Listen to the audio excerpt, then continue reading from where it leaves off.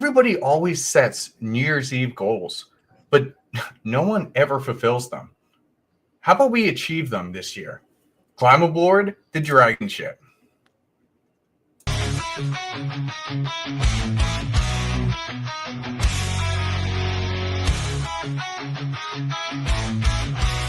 Through the white thunderstorms, we ride on the back of our cars in a fearless ride. Sons of Thor, hearts made of fire, conquering lands, fueling our desire. Soaring engines and lightning in our rise. United we stand, strength won't compromise. From the east to the west, we sail, we roll.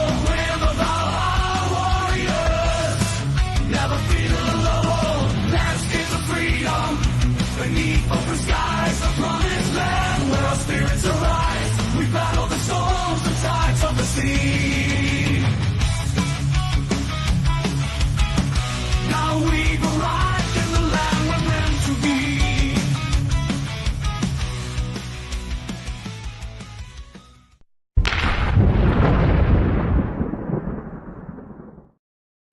Good morning, Vikings. This is it's that time of year again. We're getting to the end. I can't believe it. The end of 2024. Everything just flew by. I don't know about you guys, but it felt like it just flew by. And as we're approaching 2025, it's that time of year where we think about, okay, what do we want to achieve in that year? I know a lot of people have those New Year's Eve goals of going to the gym. That's the classic one that I think is hilarious because you got those first 3 weeks of the gym in January where everybody's there and then poof, everybody seems to disappear. But today I want to talk about, okay, how do we actually define our goals and how can we set a proper plan to achieve them? Because that's something that I think is why a lot of these like New Year's Eve goals and things that people set for themselves end up failing is because they don't set them up appropriately and they don't have a proper plan. So before we get started on that, let's do a quick little roundtable. Thor, how are you doing today? I'm living the dream just like you guys because I know the secret. So that's fantastic. I'm doing good. Thank you. Good stuff. Good stuff. Charles, what's going on? Doing fantastic, man. Finally doing some nerd shit again. As I mentioned last week, I got into the new Path of Exile 2. You know, my one of my top tier mentors is playing that, and he's like, "Hey, you want to play this with me? I'll buy it for you." So, and it's good. Good stuff. Good stuff. And then I guess we're gonna roundtable over here. Yeah. Go ahead and introduce yourself, David. Hi, I'm David. I'm a software engineer, world traveler, and newly business owner. Actually, I started an LLC this year. I live in Texas. I'm traveling around a lot lately, swinging through the Northeast. Stopping by the DragonShip today because I'm in town. Yeah, no, he's with Huds. David's a good guy. He's been a part of MLD's Men's Empowerment Network. He's also part of my Men of Now group. Real solid dude. We've been friends for years. All right, Wraith, how are you doing? Doing good, man. Just hanging out, enjoying life. Oh, love to hear it. Paul. Oh, you know, I'm living the dream too. just came from Rule Zero. I hosted. We talked about 304s. You know, that kind of stuff just never gets old. It's always fun talking about these sad broken women. Absolutely. AJ, what's good in your world? No, I'm back to my normal schedule. A little tired because my Saturday to work. Got my Saturn 4 working overtime right now, trying to push out the majority pieces of the print that I'm making for Thor. I got about 12 build plates left before I ship it to him. Gotcha. Thank you, sir. Yeah, I was taking a look.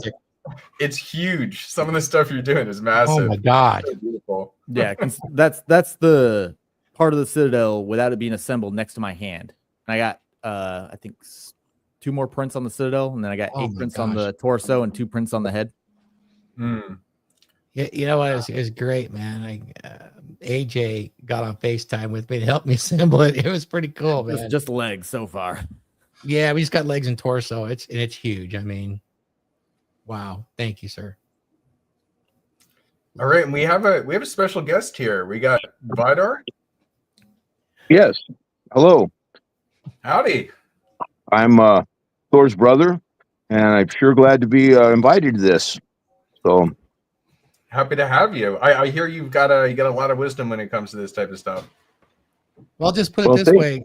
Vidar is my brother. He's just a couple years younger, and he was lucky enough to get Thor's mythological brother's name, and we're brothers. Done a lot together, but he used to teach classes some 20 years ago called Power for Abundant Living. And I know Paul will get a kick out of that because it has a lot to do with what he talks about. So, Vidar, welcome for coming. I appreciate it, brother. hey, thank you for inviting me. I appreciate it. Yeah, tell us more about yourself, and then we'll jump to Laurent. Well, you said it all. I'm your younger brother. A lot of growing up. I got a lot of wisdom from Thor. I think back to through the times that even when we were little, he would impart a lot of strategy and wisdom to me. I know. I think I was in 3rd or 4th grade, and I think we had just got back from our mom shipping us to Sunday Bible camp, and I remember being in the backyard, and my Thor calls me over and he says, they were talking about today asking God for a helping hand. And he says, I've been thinking a lot about it. And God tells me when you need a helping hand, the first place you need to look is right at the end of your own wrist. A lot of wisdom there. I like that. Good stuff. Laurent, good to see you, brother. What's going on in your world? Good morning, gentlemen. It's 3:40 in the morning in Tokyo. It's fairly cold here. It's about 4 degrees. Life's good. Life is good. I mean, going through a rough patch, but apart from that, everything's good. Yeah, but we're going to be onward and upwards in 2025, which is what this is all about. And honestly, like I want to kind of start with you, Vidar, because Thor had mentioned that you have a lot of experience, I guess, helping people with goal setting and how to actually achieve goals. A little bit, yeah. It's it has more to do with what a lot of people call it actually has a lot to do with your mind and how you set your mind to achieving goals. For example, it has to do with what our subconscious actually is and how it's our automatic goal striving mechanism, and how we learn to place things in that subconscious and our mind set so that we can achieve those goals. Setting things up right so that you're setting it up for success. Correct. So how do you do that, so to say? Like, how do you properly set up your mindset for success? Well, all of our lives we have goals, and we're where we're at, where our believing takes us, where our thoughts take us. A lot of times, I look at it a lot of things from ancient writing perspectives. The ancient writings, in fact, they use this word faith, and many times we don't have an understanding of what that word faith is, but it actually means believing. So when and where we have believing, that's where that's where we are going to be in life, where our believing takes us. In fact, where we're at right now is the sum total of what our thoughts and our believings have achieved. So when we set a goal, what we need to understand also is, with believing, there is an opposite force of believing, and people a lot of times don't put that together. But Fear is actually the opposite of believing.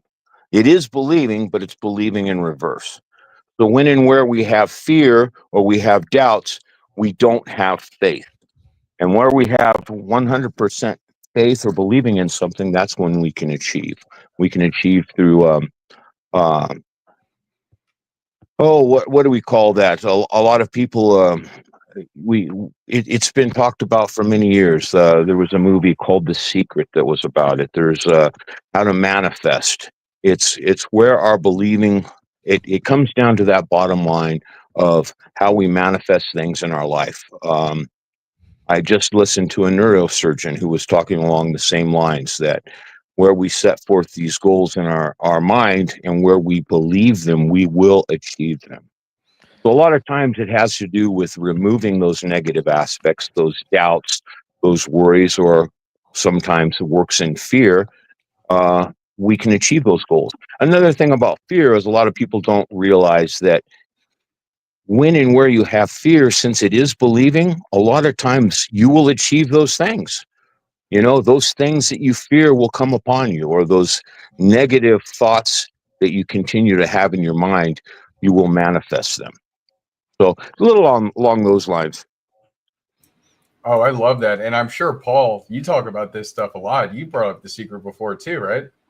Oh yeah, I'm a big proponent of The Secret, the law of attraction. I have a whole law of attraction course. It's not very popular in the red pill space, but it's real. It's a real thing. Some people don't like it because it's, they call it chick crack, or they say it's woo woo, because there's a lot of spirituality belief for some people with it. There's some quantum science explanation for it. A lot of people call that pseudoscience, but it doesn't matter. It works. It doesn't matter why it works, really. And that's sort of rule zero, right? Rule zero is sort of like, do what works and leave what doesn't. It's a praxeology. Well, same thing works with this stuff too. There's a psychological explanation. Vidar mentioned the neurosurgeon that was talking about that. Laurent shared that video with me. But yeah, there's definitely something going on, and you can better explain it by saying you're reprogramming your subconscious mind, which is the whole reason why I wrote this book, Psychology Paradigm. It's all about reprogramming the subconscious mind. And I've been doing what I call woo-woo Wednesdays on my show for the last several months, where I talk about this sort of thing. It's not very popular when I do those episodes, because people don't like the mysticism of it. But really, I tell people, look, it's basically NLP disguised as mysticism. Yeah. Yeah. And so I'm collapsing what I've decided to do for marketing purposes, because this red pill space, I'm collapsing Woo Woo Wednesdays into Frame Fridays. Because if you go through Wraith's book, all the exercises that Wraith talks about in his book are the same things that they'll tell you to do in the movie The Secret. They're the same things that Napoleon Hill talks about in Think and Grow Rich. And there's a reason why. It's because it works. Yeah. It works on your mental frame. You can look at this all as a one big framework to fix your mental frame and fix your mindset to achieve what you want, whether that's to be the alpha male bro that gets all the chicks, or it's to be a guy that makes $600,000 a year, whatever. It works. Yeah, no, that's fantastic. And like, Paul, you have been talking to me over the past few days where I need to kind of fix my mindset around how I'm selling some of my coaching. And I really, really appreciate that. And it applies to really everything. Like, I know it's something that rings true in my head from what Laurent has said before, and which is personal to me, is there's a deep subconscious belief that I don't deserve to be wealthy. Mm-hmm. And so because of that, I have difficulty even with having good income and everything, like really expanding it appropriately. You know what I mean? Like overspending, things like that. And so that's something go ahead. I was gonna say, we all have self-limiting beliefs of some kind, and including me. And I practice this stuff. I'm a avid practitioner of this stuff. And what's great about having a coach is having this third-party perspective that can point out this stuff. So I have a business coach, which I've told you about, Huds. And one of the things I love about these guys, one of them His name is Mark von Musser. He was the head of sales for Tony Robbins. Phenomenal guy. When I sit there, I'll be in one of our trainings. It's a group training, and man, this guy one day got 300 clients in one sitting. 300 clients, and I was like, that blew my mind, right? And I go, man, I couldn't possibly handle 300 clients. And he goes, Paul, shut the fuck up right there. He goes, do you hear what you're saying right now? He's like, that's a self-limiting belief. He goes, you're trying to tell me that if you got signed 300 clients right now, you wouldn't have the money to hire some staff to help you with that? And I was like, fuck, you're right. You know, it's like, but we don't think about these things like in the moment, but it's really good to work with people that can sort of point that stuff out to you. Oh man, absolutely. What you guys are talking about is exactly what I'm saying. It's not woo woo. In fact, when I talk about fear or doubts, or as Tony Robbins talks about, self-sabotage, those limiting beliefs, those, just like you pointed out, a lot of times we start achieving our goals, but our limiting beliefs will sabotage us because of those self-limiting beliefs. And when I talk about programming the subconscious, I didn't know you had a book about it. I'd be very interested in reading that. It's not woo-woo that this works. It's not even pseudoscience. This stuff works with a mathematical precision and a scientific exactness. I'll give an example of your subconscious mind. Your subconscious cannot tell the difference between real and imagined events. Your conscious mind can, but your subconscious mind cannot. I remember, for an example, and it's very important for our survival that our subconscious is that way. You're walking through the woods and you hear something and you get a thought in your mind, there might be a bear there. And then something starts to peek out. Your body then goes into its survival mode as if there's a bear there. You're going to get your adrenaline rush. Your muscles are going to tighten up, ready for fight or flight.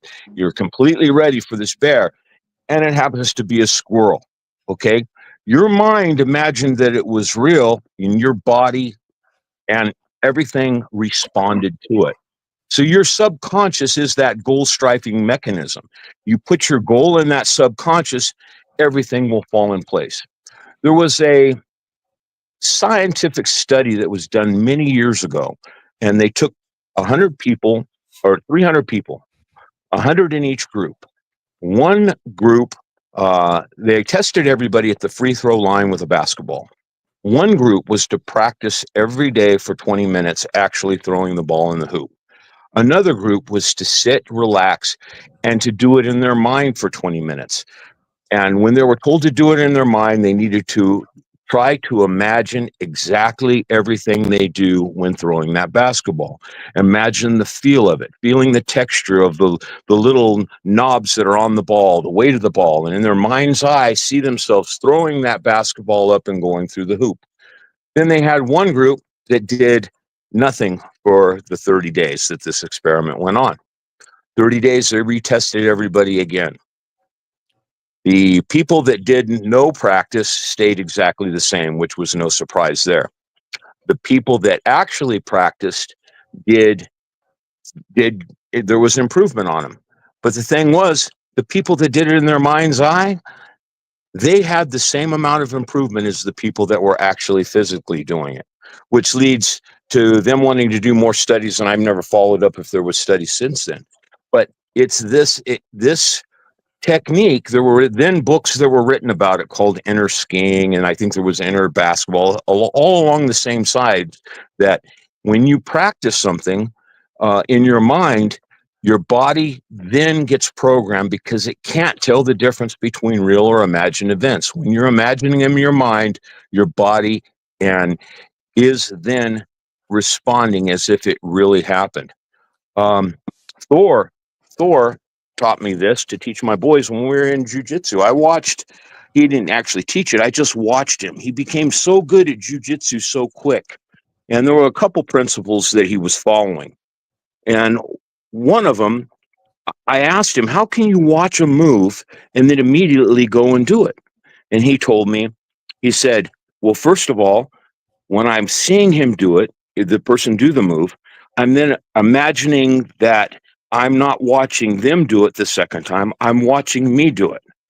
Once I've done that in my mind's eye, I then imagine myself through my own eyes what it looks like to actually do that move. I imagine what it feels like to hold, like if I'm doing an arm bar, to actually hold it, to do the move in my mind's eye. He says, and then when I get up and I start to do it, it just runs smooth. I taught my boys the same technique, and they excelled at jujitsu so fast, just with these techniques of using your mind, because your subconscious, which you're then programming, cannot tell the difference between those real or imagined events. So when you've done it through your mind and you get very quick at it, you're actually faster than actually physically practicing those techniques. Both Like I his said, boys are Brazilian Jiu-Jitsu black belts. That Yeah. is fascinating. That is fascinating what you just explained there. Yeah, and it can be summed up quite simply in a quote that's commonly contributed to Henry Ford is, whether you think you can or you can't, you're right. absolutely. Right on, Tarl. What a lot of people don't understand is your brain is like a computer, and it stores information, and it's that information that it stores. Those thoughts become actions. So when you're sitting there and you go through my book, you go through Paul's book, or Thor's book, and you start looking at the exercises and stuff that we talk about, we're programming your mind. And you have a choice. Either you can program your mind or someone else can program your mind. And how you approach it depends on your values and whether there's going to be spirituality involved in that, whether, it's The Secret, or whether you're talking about NLP, or whether you're talking about watching the TV news or watching an instructional video. It's all about how you interpret information, the values that you have for that information, and the values you place on, how you interact with the world. So when a lot of people sit there and say, well, that stuff doesn't work, or, it's woo-woo and all that stuff, it's woo-woo to some people because that's the way they interpret information.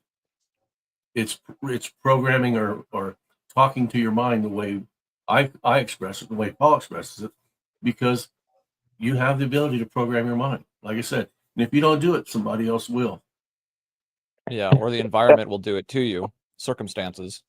Well, That is- that's based on social constructs and stuff. One way that guys could take this in practical usage. I have a client, one of my legacy date coaching clients, and this guy, he's trying really hard. He's doing like affirmations and journaling and scripting and just different type of exercises that I have him do to try to get his mind into the mindset of he can do this, right? This is easy. This is how he enjoys doing this. This is a fun thing to do, because he looks at dating like it's a grind, right? In his mind, dating is work. It's so much work. I hate doing this. And so he has this resistance to it. And when you resist something, it persists. So he's resisting the negative aspect of dating, and he just gets more negative aspect of dating, right? And so I'm trying to get him to reprogram his thinking about it and have more fun. But then he'll go down these rabbit holes when he's bored and go watch home math videos. And home math videos are, they're entertaining. The guy's got an interesting artist, but basically he puts out stats that guys interpret as why you're wasting your time dating, and why the juice isn't worth the squeeze, and why, only the top 5% of guys are actually having success in dating. I spoke to him last night. Yeah, so you might as well give up, right? And I go, well, you got to change your mindset about that. You got to look at it a different way. You got to reframe that. How about, instead of thinking about why you can't, how about thinking of how you can get into the top 5% of guys? If you're in our culture, there's an obesity epidemic. If you're just not fat, you're already in the top 25% of guys. So then you learn a little bit of, game and frame. You're already in the top 10% of guys. So it's not that hard. But a lot of guys, their mindset about it makes it hard. And so they have that resistance, and so they fail. Yeah, it requires action. That's the problem. Because Yes. it's just like my tagline, learn plus adapt equals win. Why do I have that? because you know, you need to start with the academics. You need to start with the book smarts, so that way you get a good idea. If you can, ahead of time, gain some wisdom before you engage. Same thing with the exercise that Thor does mentally. By observing and visualizing, you're able to gain knowledge. You're able to manifest a result in the real world by taking the second step, adaptation. You have to take what you learn and adapt it to what you're capable of, because there are limitations, right? We're only human, right? I might become a fantastic basketball player, but I can't become Michael Jordan himself. Not with right? that That would be an attitude. impossibility. So, but I can become extremely good at basketball. Oh, Paul, I love you. And think about it. But it comes down to the very common thing that, you know, like Paul said, it's easy, but it requires action. It requires effort. And a lot of guys either don't know, don't care, or just don't want to do the work. And that's Well, you know where why- we'll say the juice isn't worth the squeeze. You know why I say dating's easy? Because I've convinced myself it's easy, and so then I have success with it. You know, I had a lot of great success on the dating circuit because I made it fun. I told myself this isn't a chore. I told myself there's lots of hot women around. There's plenty of women. There's always another woman around, right? Instead of going, because when I was floundering around the dating circuit after my divorce, I was like, man, the dating pool around here is shallow. There's only fat women around here. So guess what I saw? I only saw fat, ugly women, and the dating pool was shallow. But when I told myself, no, there's always hot women. There's always new hot women showing up on the dating apps. There's always new hot women that are around me. I started seeing them more. And it wasn't magic. It was my mind and the reticular activating system showing me the options as opposed to showing me what I didn't want to see. Yeah, your mental focus became your real world focus. You learned what to focus on and not be distracted by all the bullshit. That's the number one thing that the propaganda does. It just distracts you from the truth. Yeah. Hey guys, thanks to the chat. There's a lot of folks in the chat. We just went over 340. So I appreciate everybody in that chat. Man, drop Smash a that like button. Yeah, hit that like button, subscribe. Everybody here has their own channel, and their content is actually, it's amazing. And I say that because everybody here ascribes to the philosophy, shall we say, of the dragon ship, which is a rising tide lifts all ships. And by doing that, you become the rising tide. You project beyond your body, basically a reality manipulation machine. You're manipulating others' reality too for the betterment of them. You're lifting them up.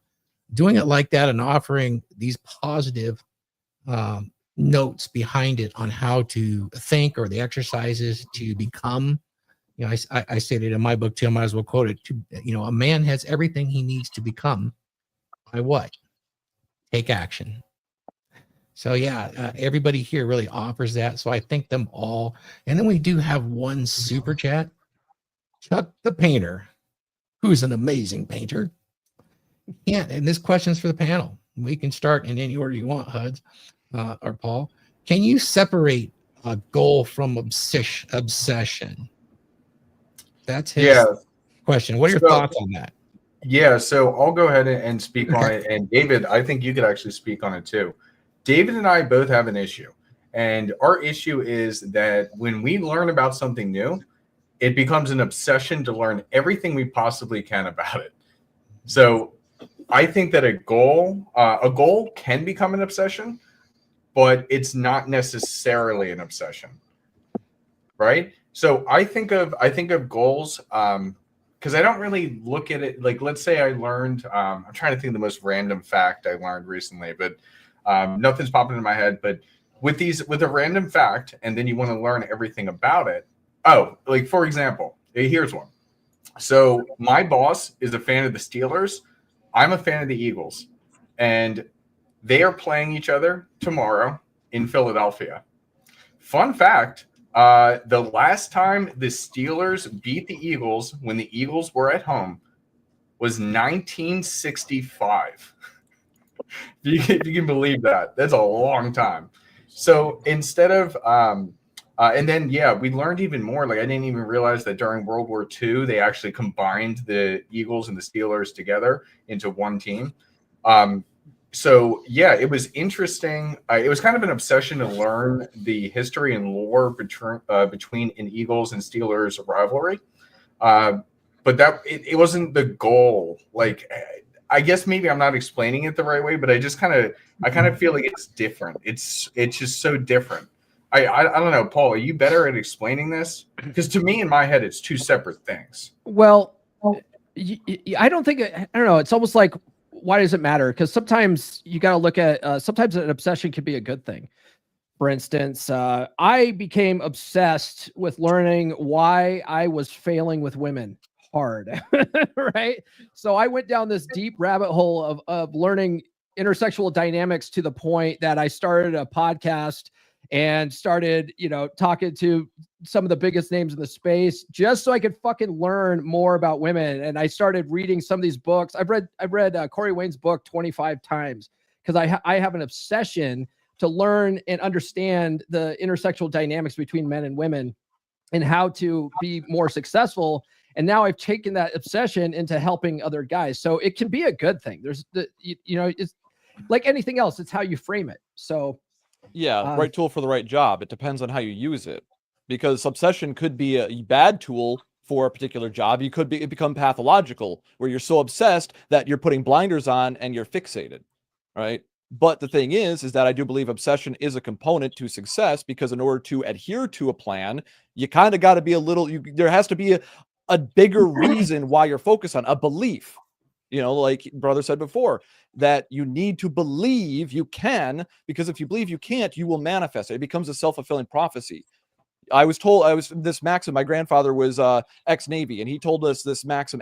He told us over and over again: you can do anything you put your mind to, and don't let anyone tell you otherwise. And the only dumb question is the question that went unasked.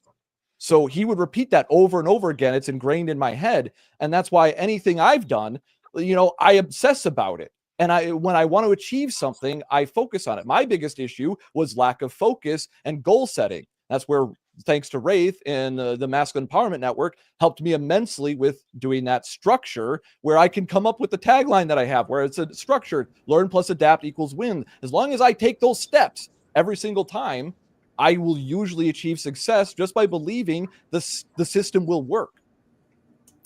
So I got something to say on this comment here from Chuck the Painter. I think that what we're mixing up here, it's not an obsession, it's a passion. So if you have that's what I wanted to say. There's a difference between obsession and passion. Passion is something that, if you take Paul, I don't think Paul's obsessed. I think he has a passion. The passion was to solve a problem that he had. And now he's taking that passion and he's helping others solve problems. Obsession becomes a point of constant fixation. And I don't think, and Paul's a well-rounded person. He's not obsessed. He's passionate, but he's not obsessed. When you look at goals become a passion. They can become a passion.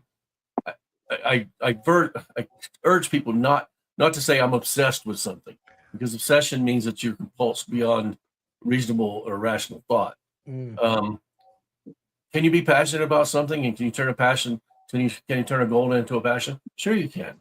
But that's how you achieve goals. All right. When you talk about goals, it's something you want to accomplish, and if you lay out a plan to accomplish a goal, you're going to have to be passionate about it, because if not, you're not going to achieve it, because you're not going to stick to every part of the plan that you lay out for that goal.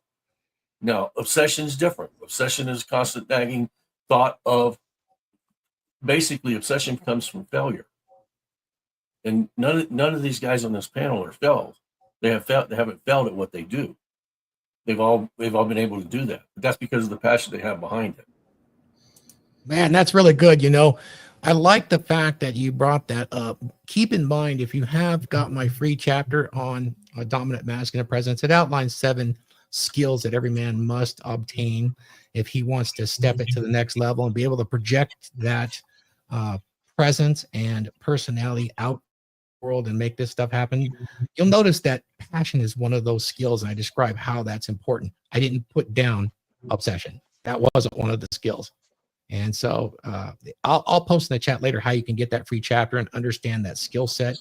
And it'll start to make a lot of sense that you don't have to be alpha, you don't have to be beta, you don't have to ascribe to any of that stuff. But if you acquire these skills at least at an average level, you will really excel in life when you walk into a room and you do all of the things that project with sub communication. these skills, everybody's going to look and know that the big animal just walked in the room. And that's not an ego thing. It is an actual thing. You'll hear people call it the vibe. So take a look for that. Notice that obsession is not a part of the vibe. Yeah, and let me say something about the difference between passion and obsession. Obsession is a compulsion. Okay, and passion is a desire. There's two different things. Compulsion, you lose control of the ability to not do something or not think about something. That's where rumination comes in. It becomes an obsession. That was a good question. Oh, that's actually really good. You know, I will add this. I think you're absolutely right on that, Wraith. One good thing about the passion thing, though, right? Because one of the things that Vidar was talking about was reprogramming your subconscious. Repetition and putting an emotion behind something like passion, like gratitude, like whatever. If you put that behind your goal, you get emotionally involved with that goal, that is going to plant itself into your subconscious. And that's why passionate people tend to achieve their goals better. I like that. David, you had any thoughts on this? Yeah, I was going to speak about obsession, but it's the same thing that applies to passion. So goal is like something you've decided, you want to achieve, like it's coming from your mind, whereas a passion is more of an emotional drive, right? So if you are passionate about something, it's a lot easier to. You guys cut out there. Oh, internet droppage. Yeah, we'll go back here for a second. That is a perfect freeze frame though for Huds. Yeah. It is going.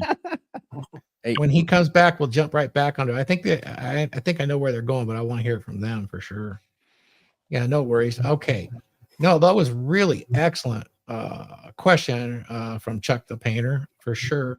And welcome again. I mean, our numbers are over 400 now of everybody watching. This is an important thing just for daily living.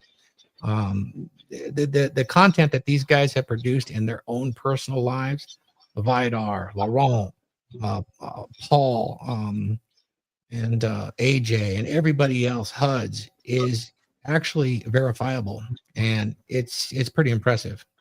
So if you take anything away from this, it's a simple start.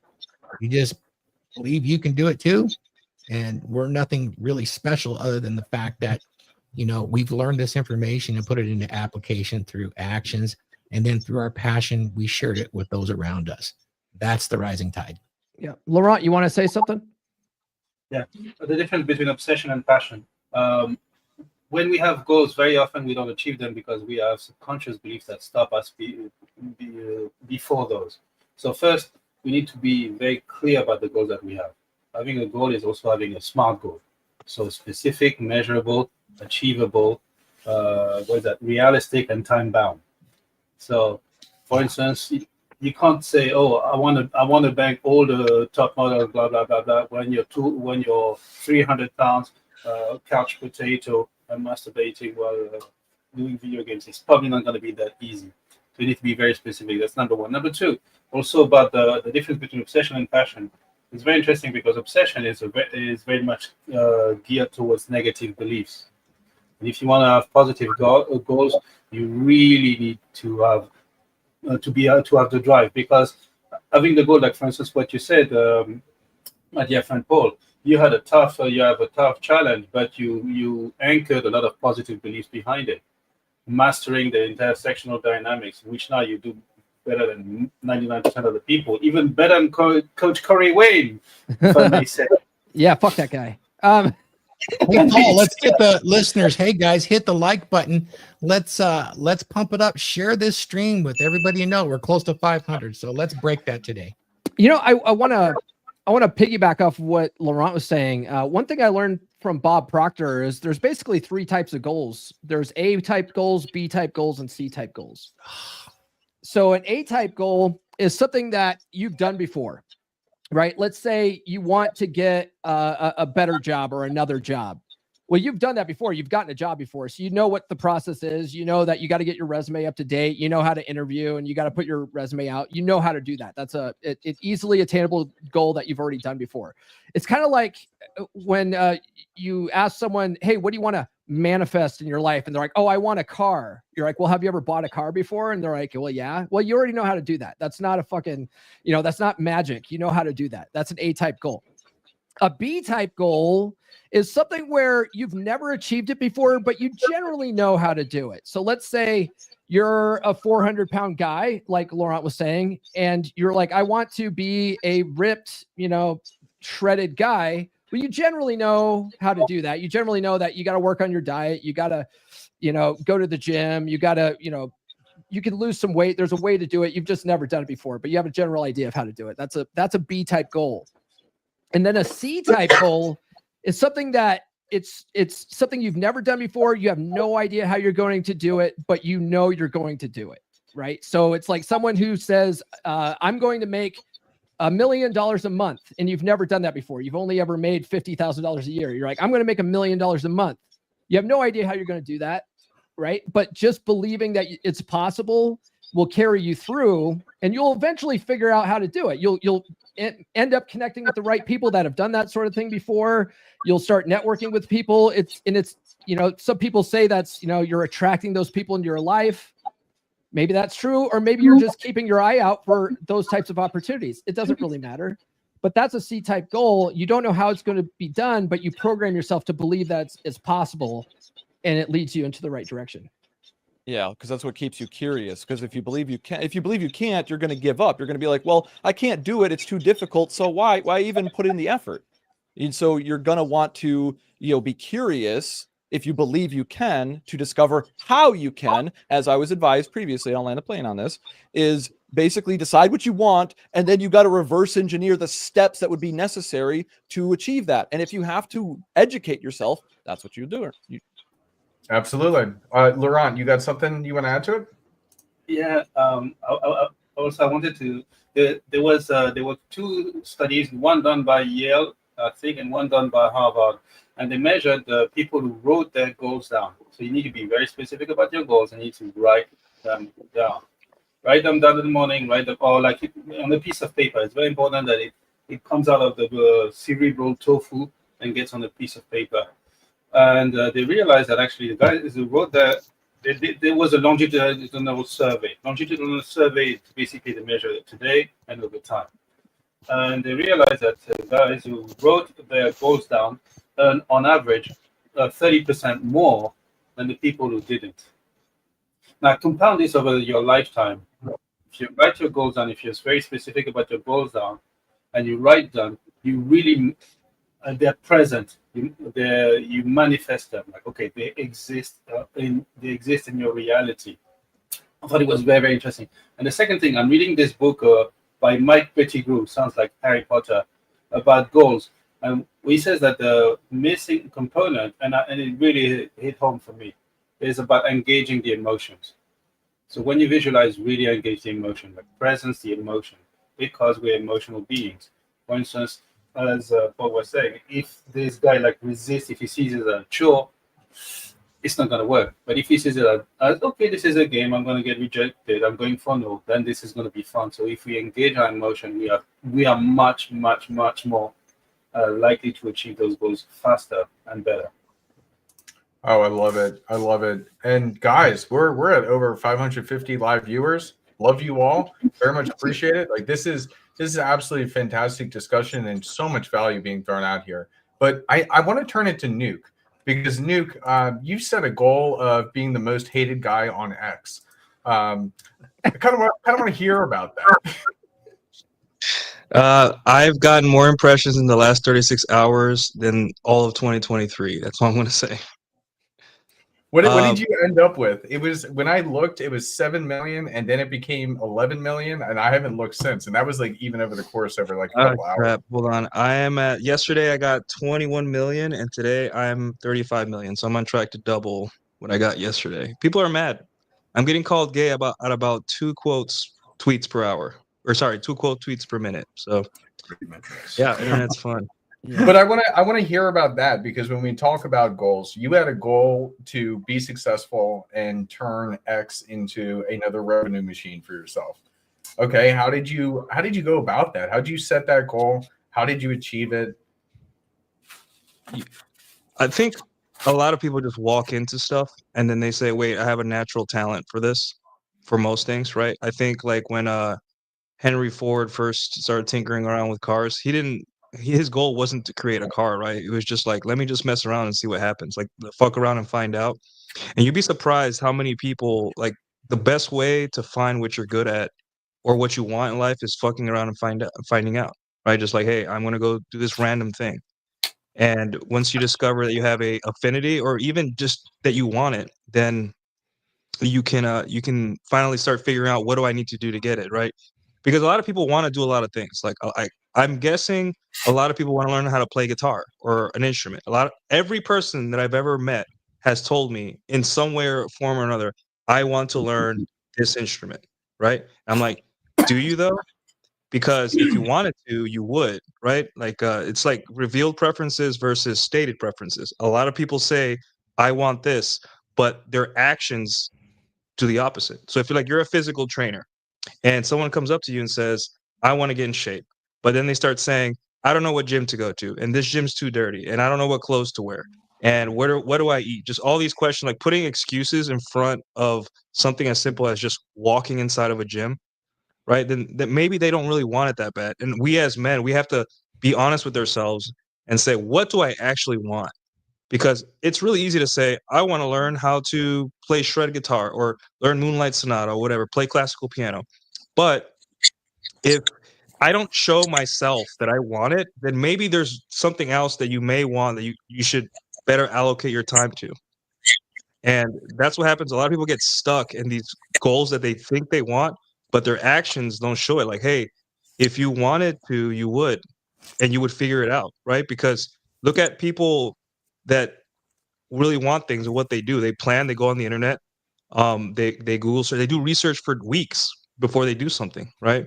Like if you want to go on a hike, you probably find the best hike. You spend lots of hours researching and doing logistics. Why don't you do that for learning music or for building a car that you say you wanted to do, because you don't really want it. So always realize that you are not your goals, you are your habits. Look at your habits and your goals will reveal themselves.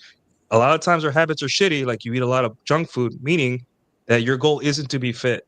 So if you really want to be fit, you have to change your habits. And then you'll see that goals are really just the end state of a habit. So focus on your habits rather than your goals, because your habits will reveal who you really are. And then you start buying a bunch of Legos and start building like crazy. Yeah. I do want to add one more thing real quick so that we don't lose it, or my brain doesn't lose it. Going back to how your subconscious mind doesn't really understand fantasy reality. It doesn't understand time the way that your conscious mind does. And this is why some guys get stuck in analysis paralysis, where they will talk about what they're going to do, but never do it. It's not even analysis paralysis. It's that their subconscious, they don't realize their conscious mind is tricking their subconscious mind into feeling like they've already achieved it by talking about it. And then they lose motivation to not take action. It's Red pill masturbators. Same masturbation is same as physical masturbation. Like if you jerk off to porn, you're not going to go try to get with the hot chick, right? You don't need to. You've lost your motivation now. And that is so true. What you're saying, even getting back to talking about action, like I said earlier, when Thor had told me that even as a little kid, that the first place you look when you ask for a helping hand is the end of your own risk.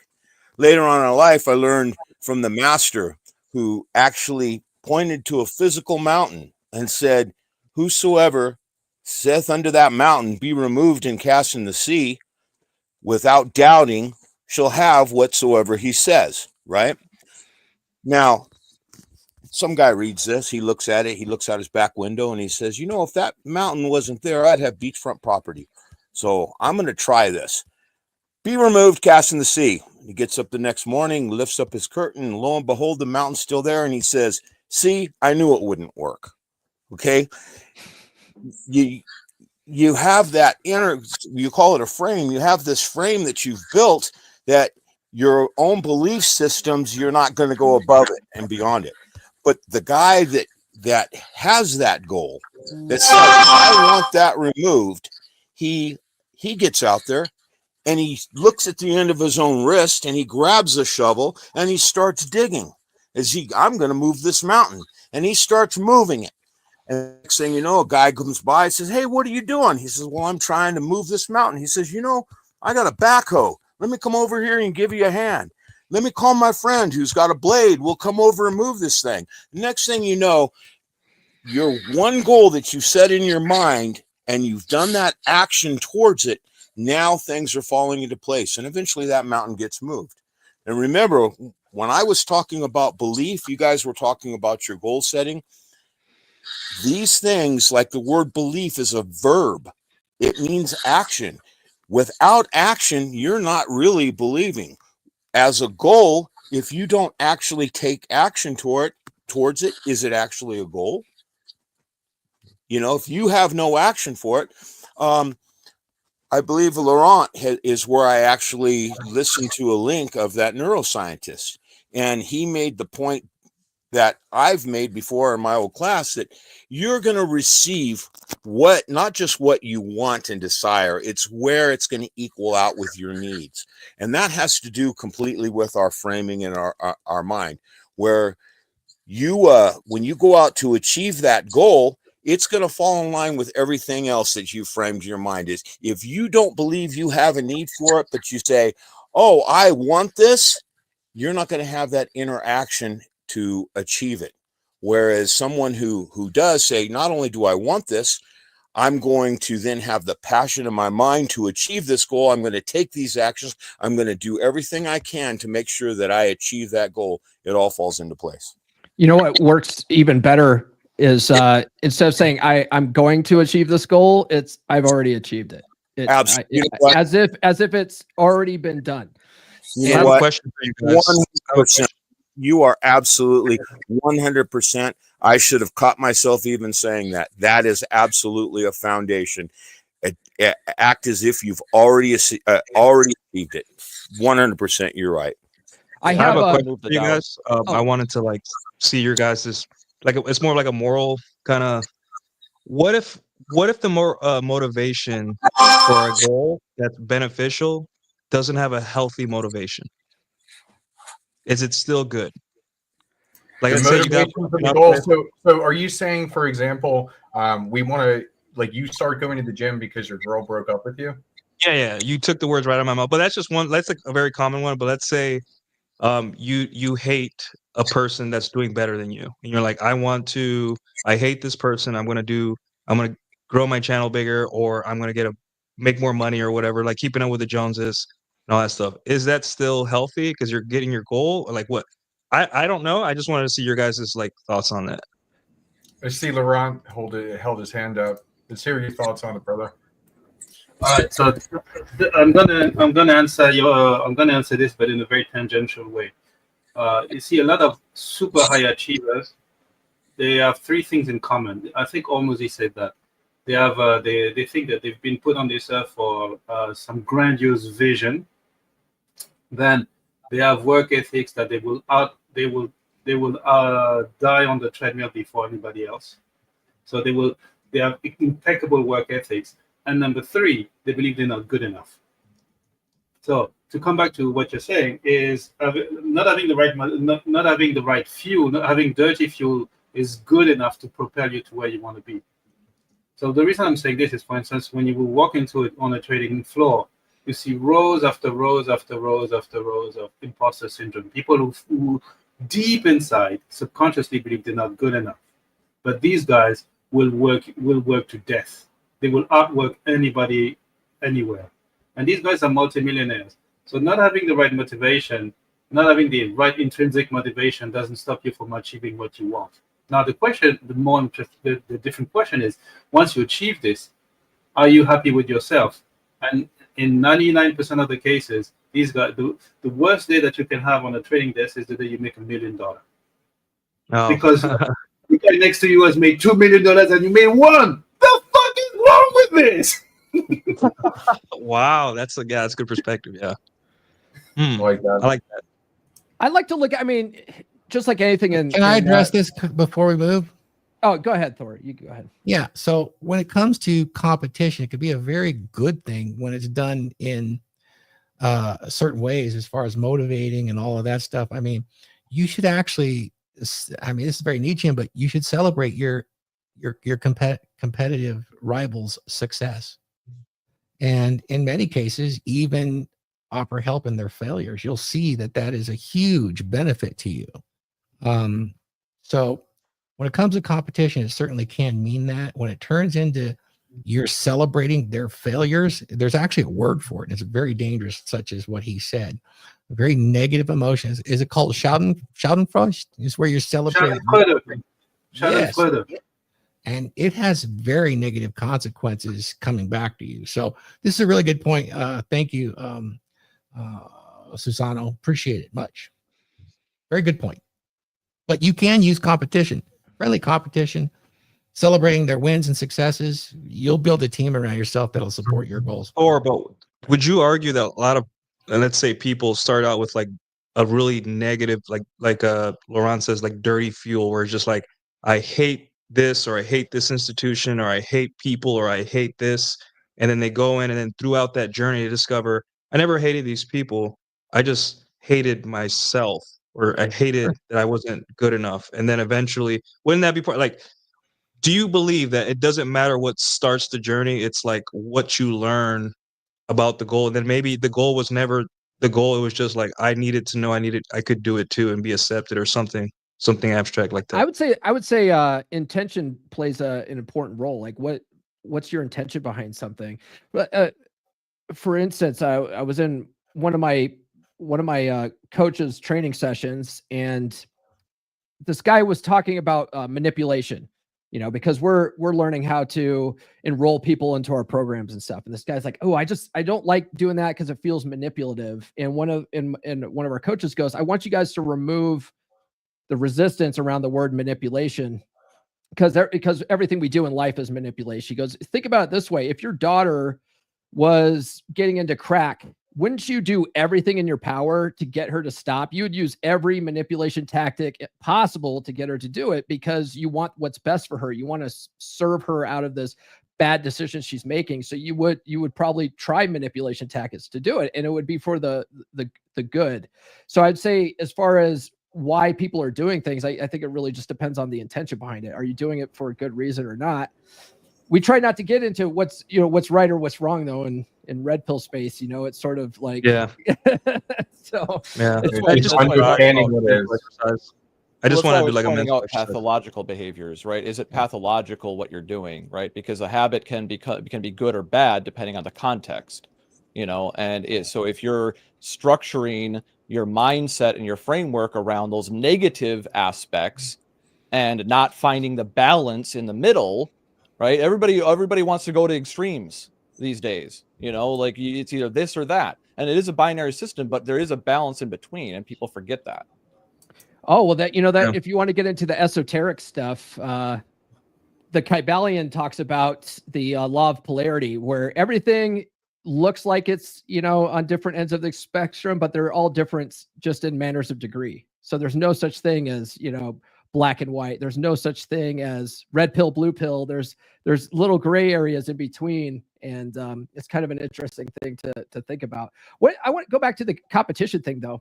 What's really more of a healthy mindset to have, instead of thinking about competing with people, like you have to beat this other person necessarily, let's say it's in business, is have an abundance mindset about it.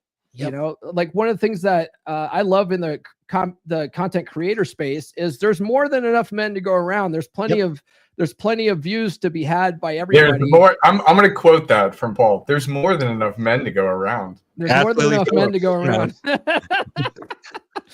Of course, Huds has to make it gay, but that's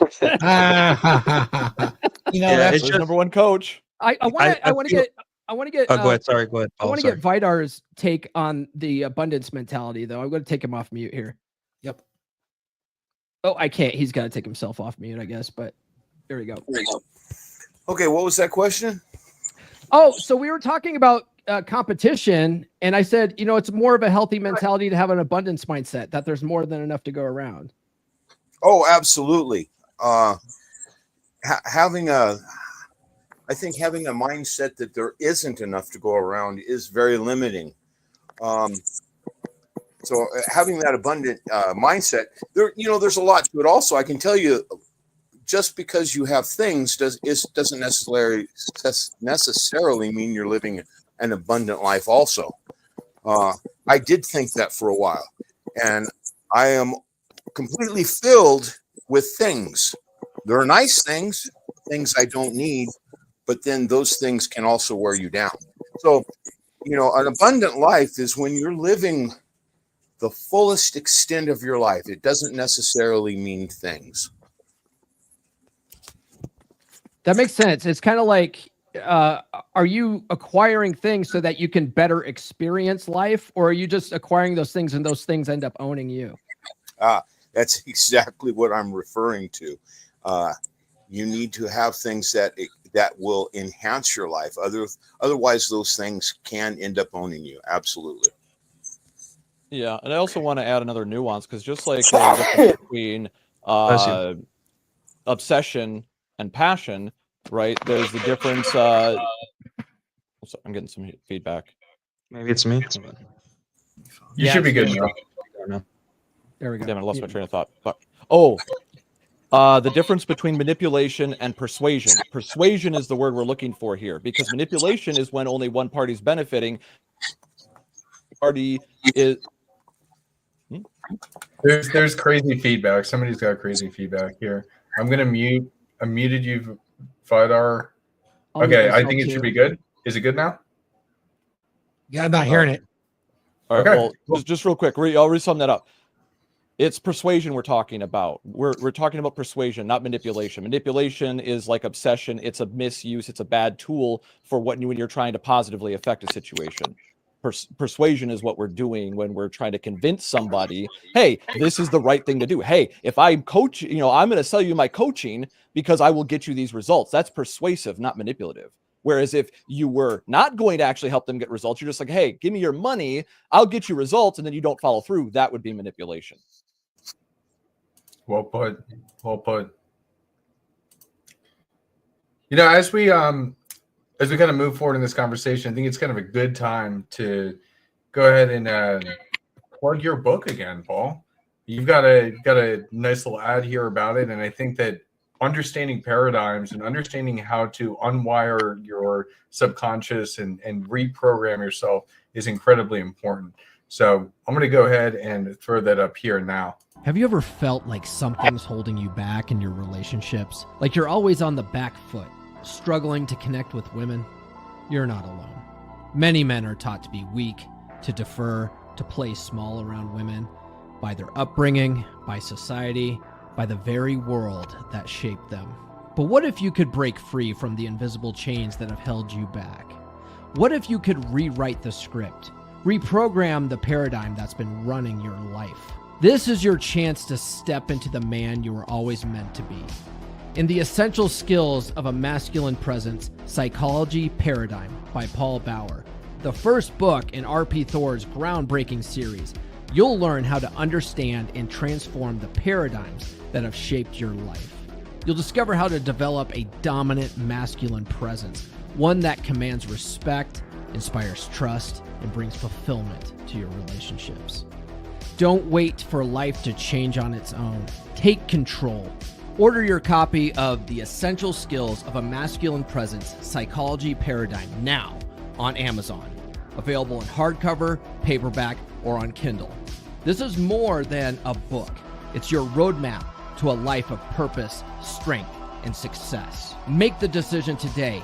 Reprogram your life and step into the man you were meant to be. It really is crazy. Paul, I was going to say, one of the things that I talk about at the end of the book is another thing that I learned from Bob Proctor, and that he didn't understand his, some guy gave him Think and Grow Rich, and he started reading that on repeat.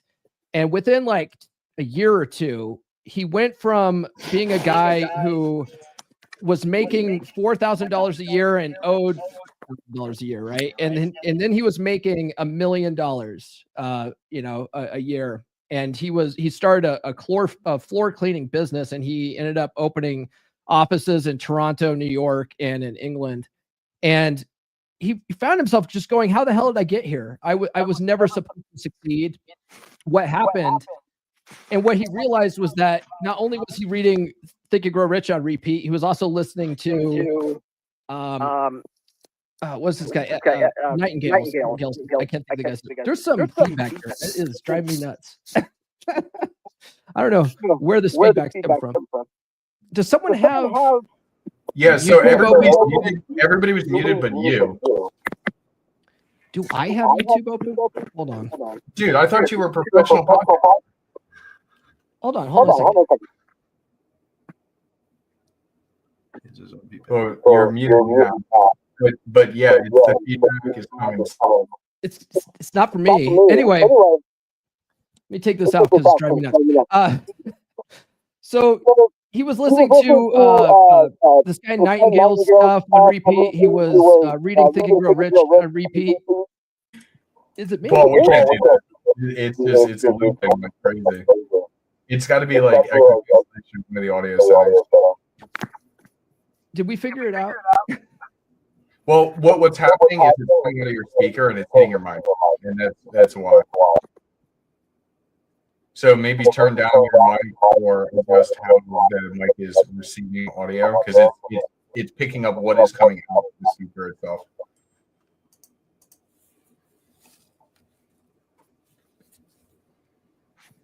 Muted. Maybe try and drop out, drop back in. Yeah, I'll do that. All right. Good stuff. So, are we still echoing? No, we're not echoing anymore. No, we are. Is it me? No. Can somebody else mute us? Hold on, there's some technical difficulties. What the heck is going on? Why is this? If everybody's muted, it doesn't make any sense. Was it me? No, I think Streamlabs is just tweaked out now. I think the stream might be Maybe we should Test, wrap this up then. Test.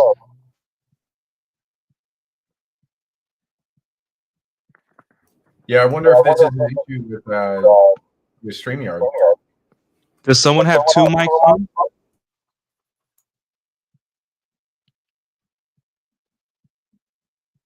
It's like if anybody talks at all.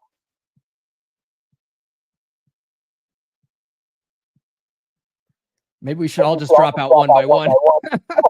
Yeah, I guess that's all. I'm gonna drop out. I'll drop out real quick first.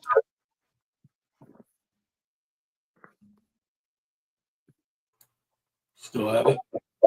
Yeah, it's still there.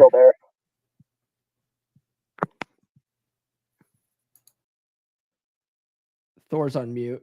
But I can't hear anything from Thor now. All right, do we have feedback? I don't hear anything now. I don't hear any feedback either. That sounds fantastic. Yeah, this is perfect. No feedback whatsoever. All right, back in business. Back in business. Right on. Look at the number of viewers.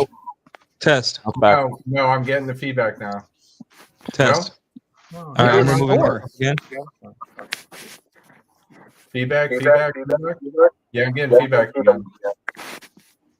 Someone's got settings messed up. So it's got to either be Vada or Laurent or Thor, right? Or no, Thor's fine. I think it might be coming. I don't know. I'm trying to figure this out. Who just dropped out? Who just dropped out? Was that AJ? It was AJ. Yeah, it's AJ. It's AJ. All right, AJ. Screw you. Get out of You're here. not allowed on the DragonShip anymore. You've been excommunicated. He said that he joined from his phone and he didn't have anything to add anyway. So get the fuck out of here. You're ruining the stream. Love you to death, brother. But God damn it. And we're back. We can't. It's What were hard we to talking about again? For people that are watching, it's so hard to concentrate when you have the feedback and you're trying to say something. It's like it's impossible. It's like It's mind numbing. Yeah, no, absolutely, fucking lutely. But I'm glad we got that resolved. So, Paul, you were talking about paradigms. Is there Yeah. anything else? Yeah, let me try to wrap that up real quick. So basically what I was saying is Bob Proctor didn't realize what was causing him to be so successful. And what he realized was that he was listening to these recordings, Earl Nightingale, and from and reading Think and Grow Rich on repeat. And just listening to that stuff on repeat and reading it on repeat was reprogramming his paradigm for success. So at the end of the book, I invite you to actually listen to the book 10 to 15 times to really let it seep into your subconscious mind. By itself, it will start changing your mindset. Now we're getting feedback again. You're getting feedback again? I just heard something again. Yeah. No, Now I it's think gone. we're okay. I think Now we're it's okay. gone. Okay. Yeah. Well, I didn't pick guys, up I any want to transition the second half of the show here. I want to talk about what our own personal goals are for 2025. I had very obscure, so personally, I had very obscure goals for 2024. And because of them being obscure, I didn't accomplish them. And so as we move into 2025, this conversation has really opened my eye. It's telling me to use my mind's eye, not to woo-woo manifest, but think about things in a different way so that I can actually get to where I want to go. So personally for me, I am looking to be able to set up for a family. I am looking to have kids in the next few years. So what that means is putting money, taking less risky plays, especially when it comes to crypto or stock investing, taking less risky plays to build that income so I can support a child, at least the first one. And so that's my biggest goal. I was curious, and I kind of want to go around the horn on what your guys' goals are and how you're setting up to accomplish that. And you know what, David, you want to start with you? Yeah, I wouldn't say I've completely fleshed out my goals for next year yet, but I have a lot of raw material I'm working with. We were talking about passions earlier, right? Like I have a lot of passions, and some of your goals will align with those passions to where you can channel that into them, right? Like I'm passionate about music, but I don't know if I really have a specific goal around music at this time. You know, I used to want to get into like DJing or something, but it's low on the priority list. In this last year, I started a business officially, like opened an LLC and set myself up for running a business.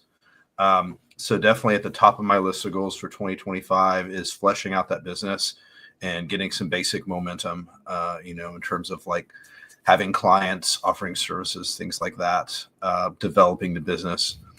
Around money, I have a lot of goals as far as like advancing the ball on managing money, learning more about managing stocks and investments, and that's kind of tied into like my family. Basically, I'm gonna be helping out the family with managing their wealth a little bit better.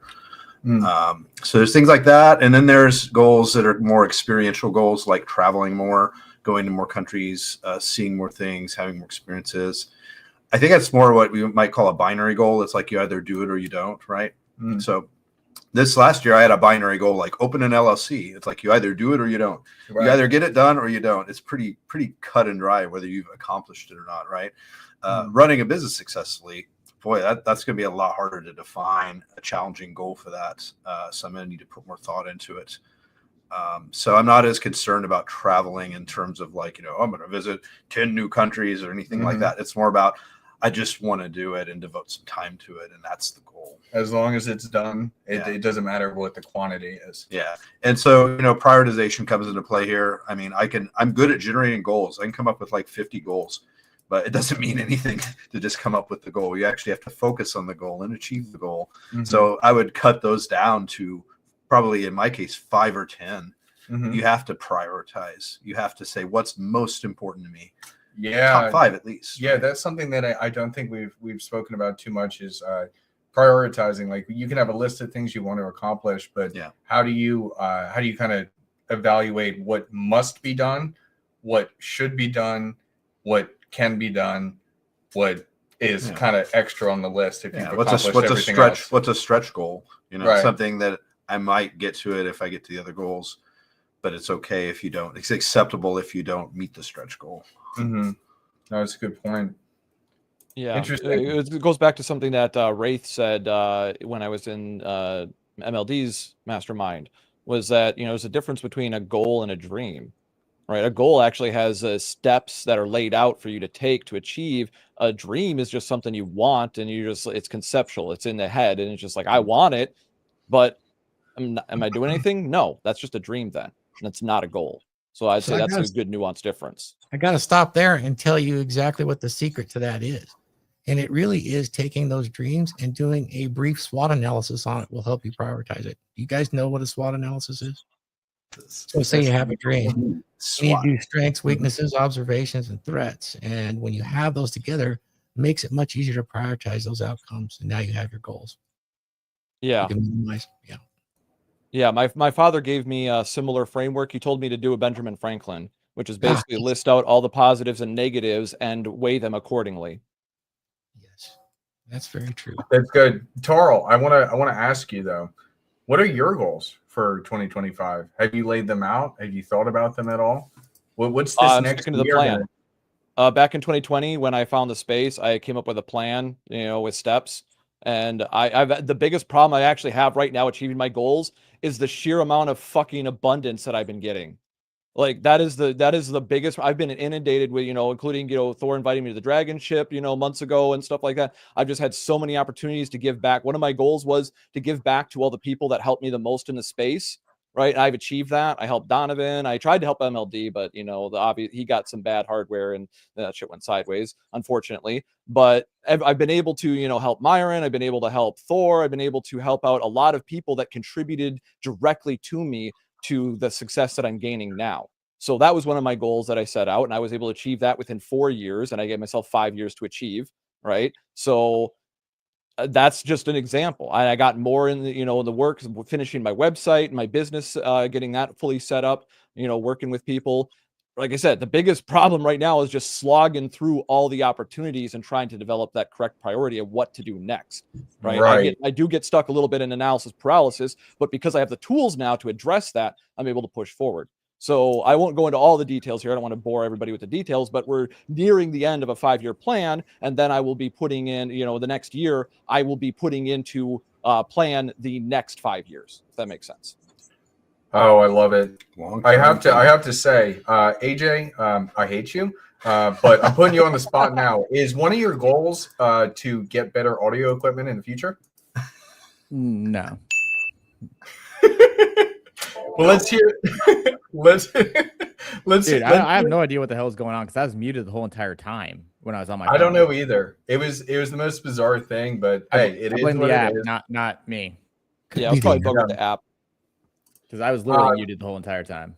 But AJ, think about this for 1 second while I read this super chat. Another one from Chuck the Painter. Very much appreciate this. So to Nuke, watch what Dave Mustaine achieved after being fired from Metallica, or what Steve Jobs did every time he got screwed by Bill Gates, etc. Those types of things.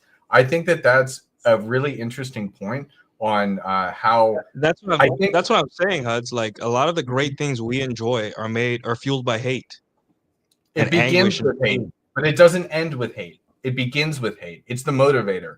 And that's what I think the separation is. Are you doing it because you just want to like prove a point, and then you proved that point and then you stop doing what you're doing?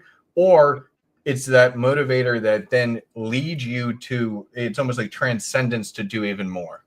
I look at Michael Jordan, right? You remember that famous video, and I took that personally.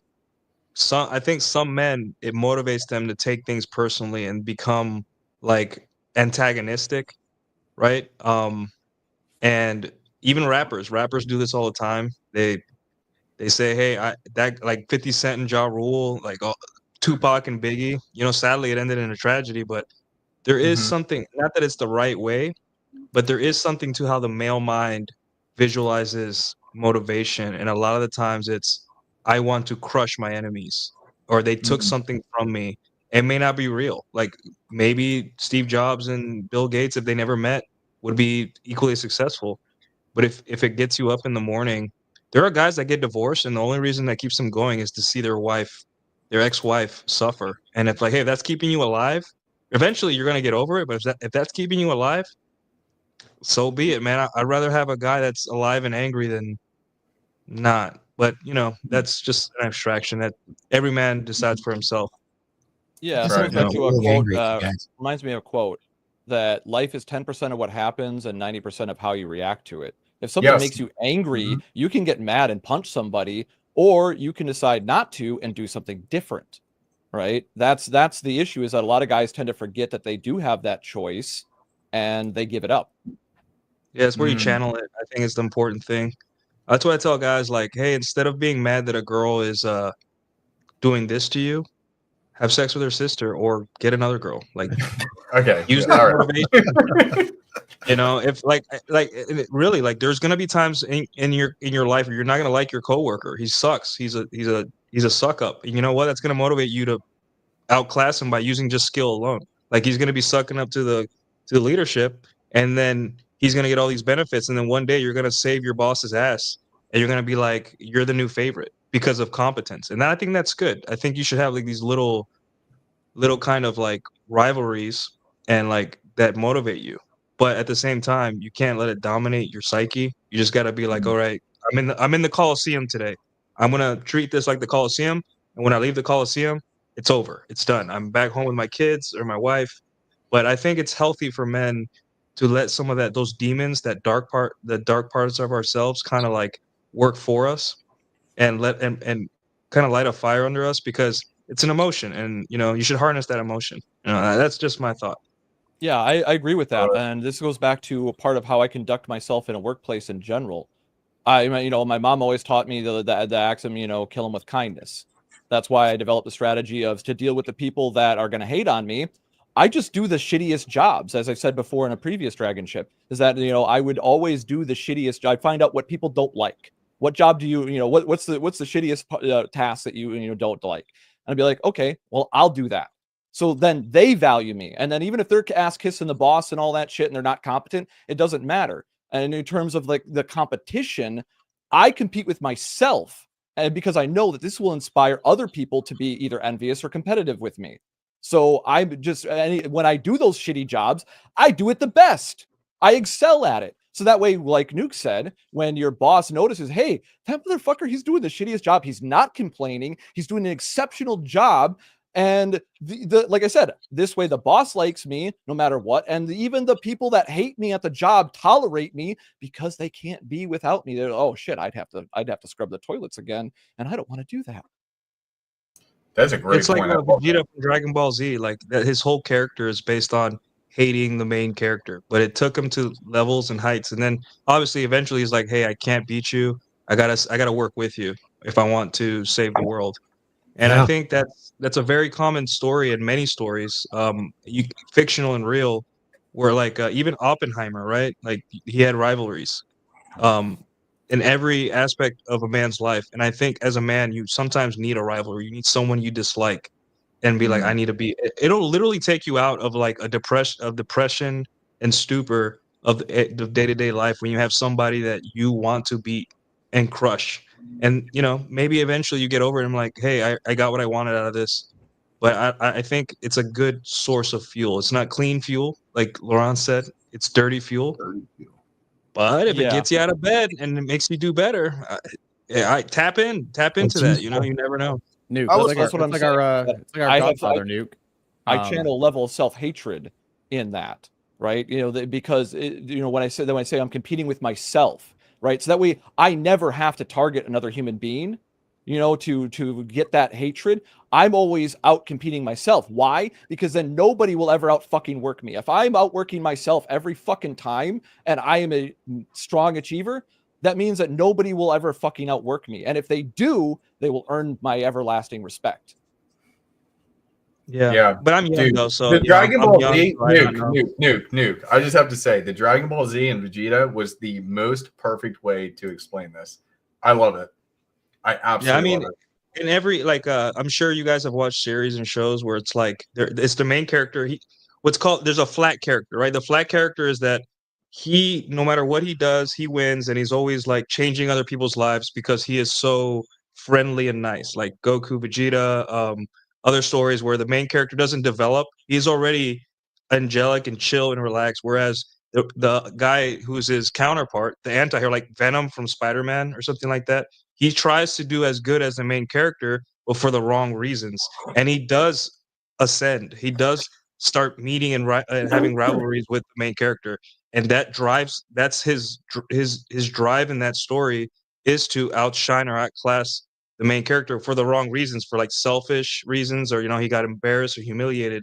And it's not till the absolute end where that side character has to face a choice and say, hey, either I can no longer do this for myself. I have to let it go. I have to, like that hot coal of hate, I have to let it go. And it's usually that's where the character ends his life, because he has to make a giant sacrifice for someone other than himself. And maybe at some point in our lives, a lot of us will be using like hate and anguish and pain to drive us forward, right? And then one day we'll realize, like, this, either I can accept that this is what got me here and accept that I have something dark about me and accept myself as being like, hey, I'm not all good, I have bad motivations. Or you could just be like, no, I did it out of competition. I'm like, no, dude, you are a normal human being. You have hate in your heart sometimes, and you have to, you're a normal. It's okay, it's. But I'm young. I mean, I haven't lived my whole life. I'm inexperienced, so I don't. Maybe I'm, just in that stage where I'm like, hey, you got to use whatever you have in the tank to go forward. So I don't know. I'd like to say something about hate and using that as a motivation. I think there's something healthy about having an enemy that you use to motivate yourself to excel. But I've also seen hate take over people to where their motivation isn't to excel. I look back to this anecdote again when I was, I think I was in junior high, and I had an enemy that I hated. And it was probably to the point of affecting my life that I hated this person so much. And Thor, he said to me, he said, living well is the best revenge. And I think that summed it up in that don't use your hate to your own demise. I know someone had talked about they hate their ex-wife so much they're living to see their ex-wife suffer. Well, I've seen people do that to their own demise. So you don't want that to happen. You want to use that as a motivating factor for yourself to excel, so that you do have that best revenge of living well. And I think an enemy can present that motivation to you in a positive way rather than in a negative way. I think the negative way will end up hurting you in the end. But if you use that dislike, that you want to do better, you're going to achieve, you're going to show them, I think that can be very motivating. It's like that's what Star Wars is based on. The whole story of Star Wars is like, hate, anguish, pain, or like acceptance, inner peace and all that. But it's just sometimes I feel like if that's all someone has in that part of their life, they have nothing. Their family turned their back on them. They're alone. They have nothing left. It's like you're gonna have to rely on something to keep you alive, to keep you going, to keep you getting out of bed. And it's not the best scenario. And there have been times in my life where it was all I had, and it kept me going. And then one day I'm just like, I'm not angry anymore. Out of nowhere, I was just completely at peace. I'm not angry. I'm actually I can't understand it, but I think it's something that we should face, we should embrace, but be very careful with, and realize that you're going to hurt people in your life. It's normal. That's part of being the human experience. And people are going to hurt you, and you're going to hate people.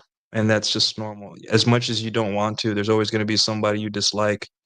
And, maybe that's the edge you need to achieve a goal, even though it's not the best. But again, I'm young and inexperienced. So I differ. I I don't try to do anything out of dirty fuel, because in reality, I think when you talk about anger, fear, hate, those are negative emotions. fueling yourself with negative emotions will eventually come to a negative outcome. Gonna burn a valve. Yeah, it's just if you go through life thinking someone's intentionally trying to harm you, or that someone did something intentionally, those people are few and far between.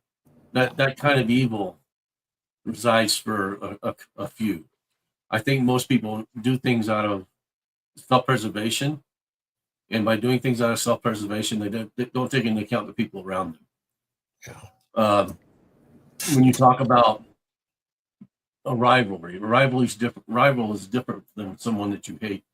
A rival knows that you're in competition with them, and that you're upfront and honest about your feelings, your thoughts, your animosities about it, and that you can maintain in a healthy way, as long as there's clean competition between the two of you.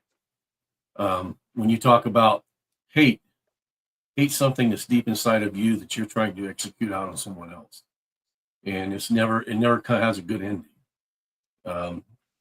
You've been lucky to this point. If you say, well, I went through this and all of a sudden I didn't hate them anymore. Well, that's something that you worked out within your own mind, because you didn't cross that line. Hate can become obsession. Obsession in no form is healthy. And if you take it and turn it into an obsession, that's when you see the downfall of the individual that's obsessed with the hate. But like I said, I don't try to live my life, and I don't urge anyone to live their life thinking that people are out to get them. That develops victimhood, and it develops an ability to do bad things to people without thought or concern of the outcome. So, I don't live in a utopia. I know there are bad people out there, and I know people are going to do bad things, but I don't tend to look at it as they're doing it intentionally to me. I can overcome that, and I can rise above that. I love that. I love that, Wraith. Like, that's something that I've noticed and learned recently over the years, is that most of the time they're not thinking about anybody else except for themselves. When you say like self-preservation, that's the truth. And I always thought that these actions that people took that then affected my life in a negative way, everything was intentional. A lot of things are not. But I know Laurent's got something to say here, and I want to pass it to him. That was very insightful. Thank you, sir. As Mohandas Gandhi used to say, the most important fuel, the most important energy in the world is the transmutation of hunger. If you, to second what Wraith said, if you can be grateful to your enemies, you've actually transmuted the anger. I'm now going to give a very down to earth, very precise example. At the moment, I'm done wrong. And yesterday, for instance, every single day for the last 4 months, I've cried every single day. Yesterday, I was on my way back from a business meeting, and I cried in the subway because I listened to the music to the favorite song of my son. And I know that I'm not going to see him for the next 5 to 10 years. And boom, the tears came out. And Tokyo is like very sanitized environment. So like seeing a middle-aged dude cry in the subway is not something that you see every day. However, I'm grateful to the person who has alienated the children, because I could hate this person, and this person has done me wrong even yesterday. And like stuff like I see the police all the time. They come here so often. I invite them for tea.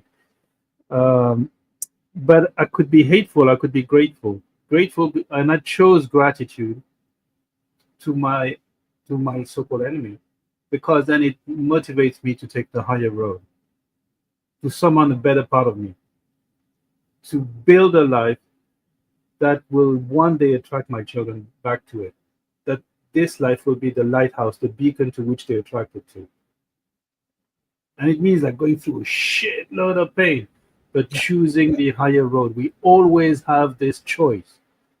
And I believe that, and actually I learned that from King Dre. He said, at some point, he hated his wife, he hated his ex baby mama, and said at some point he changed his energy and he became grateful. Thank you. So when you can transmute that, and also like even Viktor Frankl was the guy who survived Auschwitz and Sobibor, Auschwitz and Dachau. He was grateful to his jailers because it summoned the better part of it. Yeah. There's a technique that you can use from Nietzsche to discover this. When you accept your dark side, you can see this is a lot of it's not intentional for sure. And by the way, somebody mentioned Darth Vader, his hatred. I thought he was one of the Drakars. Didn't he lift people up? Yeah, I mean, that was me. I put that in the chat. Yeah. I think he was one of us. Anakin, Darth Vader, good story. Yeah. Yeah, he lifted people up. The thing is, though, is that, we're all fueled by emotions, right? And, experiencing suffering, strife, people wronging you intentionally or unintentionally causes hatred and suffering within you. And how you channel that emotion and control it, it makes the difference. Yeah. I'm glad that Wraith added that, is because, yes, if you don't temper that and control it, it will lead into obsession. It's like the line that Yoda says from The Return of the Jedi, the suffering leading to anger, or hate leading, all into suffering, starting with that hate. There's always that down the slippery slope. So if you don't control your emotions, they will control you. That's the thing I've talked about over and over again. And as I've said over and over again to people that I coach, I say your focus becomes your reality. Doesn't matter what it is. So if your focus is on that hatred and that person, you're going to become obsessed with them, because that is your fixation. That is your focus. You have made it so, even if it didn't start that way. You've built a habit by focusing on that. And you might be able to achieve great things with that. But if you don't understand how to filter the fuel properly, you will have a bad running engine. But you can install a fuel filter in your emotions, and you will be able to control that fuel source and redirect yourself into more positive emotions. You don't have to live in anger and hatred. Like I said, I compete with other people by competing with myself. Therefore, I'm not directly competing with them or being rivals with them. They're just going to see, hey, this motherfucker's doing really good, and they're either going to hate me and bow out, or they're going to be like, well, maybe I might learn something from him, or maybe I'll compete with him. So either way, I'm getting a more positive result by changing my focus. Whenever I experience hatred or frustration towards other people, I just remind myself, I'm the problem. It's like what Jocko Willink says, like when you experience an issue, good. Now you got a problem to solve. Now you can do something. You've identified the problem. Now you can do something about it. The reason I bring this moral conundrum up, because this is what the majority of young men are all they have, right? With the last 4 years and the who's in charge in the White House, with the message from the media they enjoy, whether it be like making everything woke, it's basically, we don't like you. We hate you. We don't like you. That's what the message young men are getting. So the only thing they have going for themselves is that I don't like you either, right? And I'm going to either let you crush me, or I'm going to hate everything that you guys stand for. And that's really what got us to this a lot of men to vote for this election, is that they seriously hated what they were under and what people were doing. And it's sad, because you should be motivated by like, hey, I want a family one day, or hey, I like my job and I want to be promoted and do better. But a lot of men right now are on totally, this is all, they have nothing, like nothing to motivate them except extreme disdain for the status quo. You can see this in monkeys and chimps. You can see this in a lot of primate species. And it's happening to a lot of guys now, where they're like, I don't have a chance of ever being happy or buying a house or having a family. What's next? And we saw this with the shooter last week, right? Sadly, however you feel about that, but it's real. It's a strong emotion, and a lot of men are going to have to are relying on it now, because what else, and it's, I don't want it to be that way, but what else can we do, Basically, what we're doing right now, teaching people better ways. You should let them know that they have the choice. You have free will. When you become an NPC is when you give up your free will. Part of free will is being able to give up your free will, which is your power of choice in any given moment. And I think a lot of young men right today, they hide behind the fact that they bought into the social constructs, and they want to rebel against them, but they don't. And the issue is, instead of being angry about it and hating it, take action and do something about it. You know, if you withdraw, your support for, people, and you find someone that, you can support, that's what this election was about. I don't think, I hate to sit here and think that all the young men that voted for Trump did it out of hate for women or, anything other than they weren't satisfied with, the socially what was happening in this country. So they said, I'm going to change this. I'm going to go for someone that agrees with my dissatisfaction. There's a difference between being dissatisfied and hating. If you just take the red pill, the black pill people hate women, in some respect, because they don't feel that they've been given a fair shake by women. And that only breeds, no woman wanting to be around you. And it's the wrong tack to take. If you don't want to be with women that are, loose or whatever you want to call it these days, then don't associate with those women. Put yourself in a position where you can find women that aren't that way. There's 150 million women in this country. Not all of them are 304s. But like I said, you have to put yourself in the mindset that you can find those other women. You create your life. In some respects, you create your life. Just like Paul was saying, there's abundance out there for everyone. And if you're not out there seeking your portion of that abundance, then you're only making yourself a victim, and you're denying your capability to do that. So, like I said, I don't urge anyone to use negative fuel or dirty fuel to fuel their thoughts and aspirations. I think if something's not working for you, then change something about you that makes it work for you.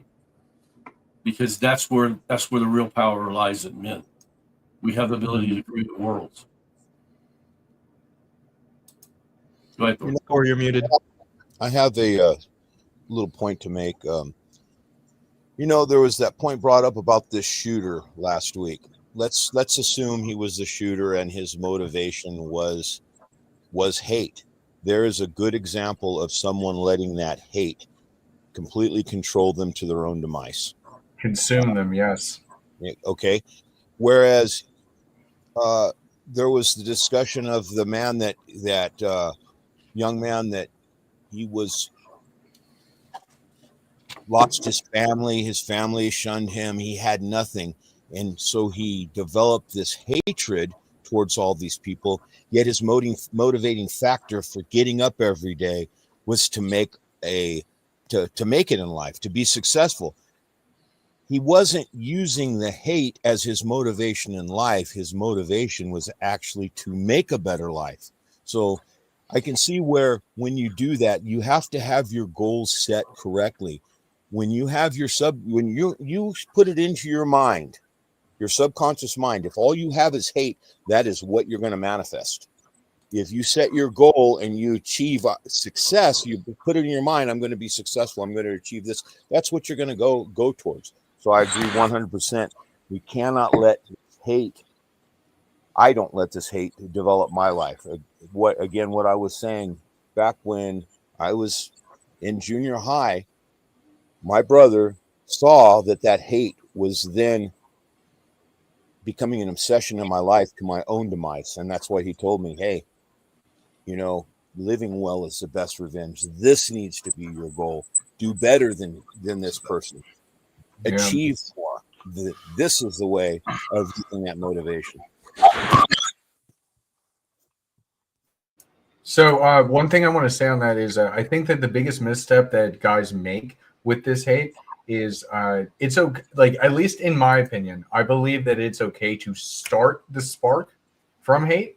You can start it from the dirty fuel, but you can't let that stay forever. You need to transform it. You need to transform it into something different. And I think that's where people kind of slip up, is because they then become obsessive over that hate instead of realizing what's actually going on and then transforming that into growth. Like, again, we'll go back to the basic example of a girl breaks up with you and it breaks your heart. And so she's like, all right, I'm going to go to the gym and I'm going to improve myself and I'm going to do all the things that she said that I would never do. Okay, you do that, but then you're in great shape. You're making good money. Now what? Like, yeah, you won, but like, yes, it's that move on in life. You've now set yourself up for a better life. And so I think that that's where it gets lost and misconstrued sometimes. And for example, with this shooter, he wasn't able to transform hate into something better. I know that he had a lot of issues with back pain and he kept getting denied coverage for it.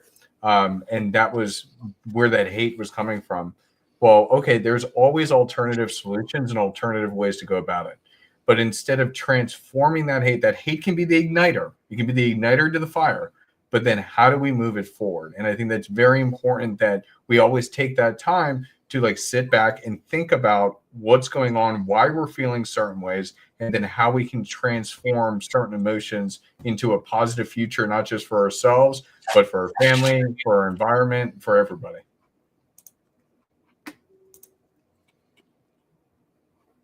Yeah. Why are you angry? And what are you going to do about it? Right. That's Hopefully the thing. Like a lot of people, they don't know why they're angry. And that's where a lot of but a lot of people don't actually, they'll get mad and then they'll just act. Right. And even the guys that are plotting and scheming like this guy obviously did, right? His focus became his reality because he was focused on his pain, because he was focused on who he perceived to be the cause of that pain, or, the exacerbation of that pain. Right. He manifested a terrible reality. That's the thing. It doesn't. He was in that victim mindset, that scarcity mindset, because he'd been denied. Instead of looking for alternatives, he decided to plot revenge, and that was his mistake. Is that his focus became his reality, which was negative, which devolved into a petty revenge plot. I just want to say, achievement unlocked. We officially have broken a record. 800 live viewers on the DragonShip. That's fantastic. There should be 800 likes on this video right now. Really should. Guys, whatever platform you're on, retweet or share, get us to 1,000. I think we can do it. I think we can do it. This is good stuff, man. I have to say, like, at least for myself, I've dealt with this a lot where things have sparked from hate. My very first business partner, David, you know who I'm talking about, right? Oh, yeah. we were good friends, and god damn it, dude, I was up at, I'm not gonna say his name, but dude, I was up. I remember when we were working together, I was up at 3 a.m., 3:30 in the morning one night. For him, he lives out in California, or he did at the time, and so for him it's like midnight, but for me it was 3:30 in the morning, and he essentially got excommunicated from both him and I got excommunicated from another content creator's kind of circle because of some of the things he was doing. And it was guilt by association for me. And the dude was in tears. He was just crying about the whole thing. And I was trying to support him, did that. There were so many times where I stepped up to try and help him through things. And then the dude just completely dipped out and fucked me over. So guilt by association that then excommunicated me from certain people that I did not want to be excommunicated from.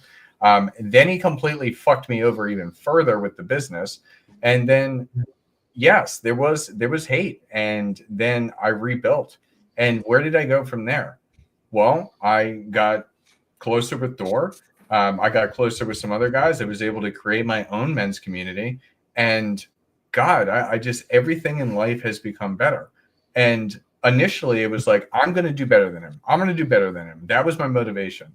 But then it transformed into, okay, now I am doing better than him. But what do I want to like? And then I just started to see the good that was going on. and I just wanted to continue doing that good. And so it dropped me into a path, into a groove where I just became happy doing what I should have been doing from the beginning, but I didn't realize that because I was tying it to somebody else and leaning on somebody else. So again, I don't know. There's a This is lot. the hero's journey. Also That's the hero's journey. Essentially, you live the hero's journey. That's what it is. That's ultimately that's the path you want to go. You start something for the wrong reasons, and you realize I wanted it, but for the wrong reasons, and then refocus.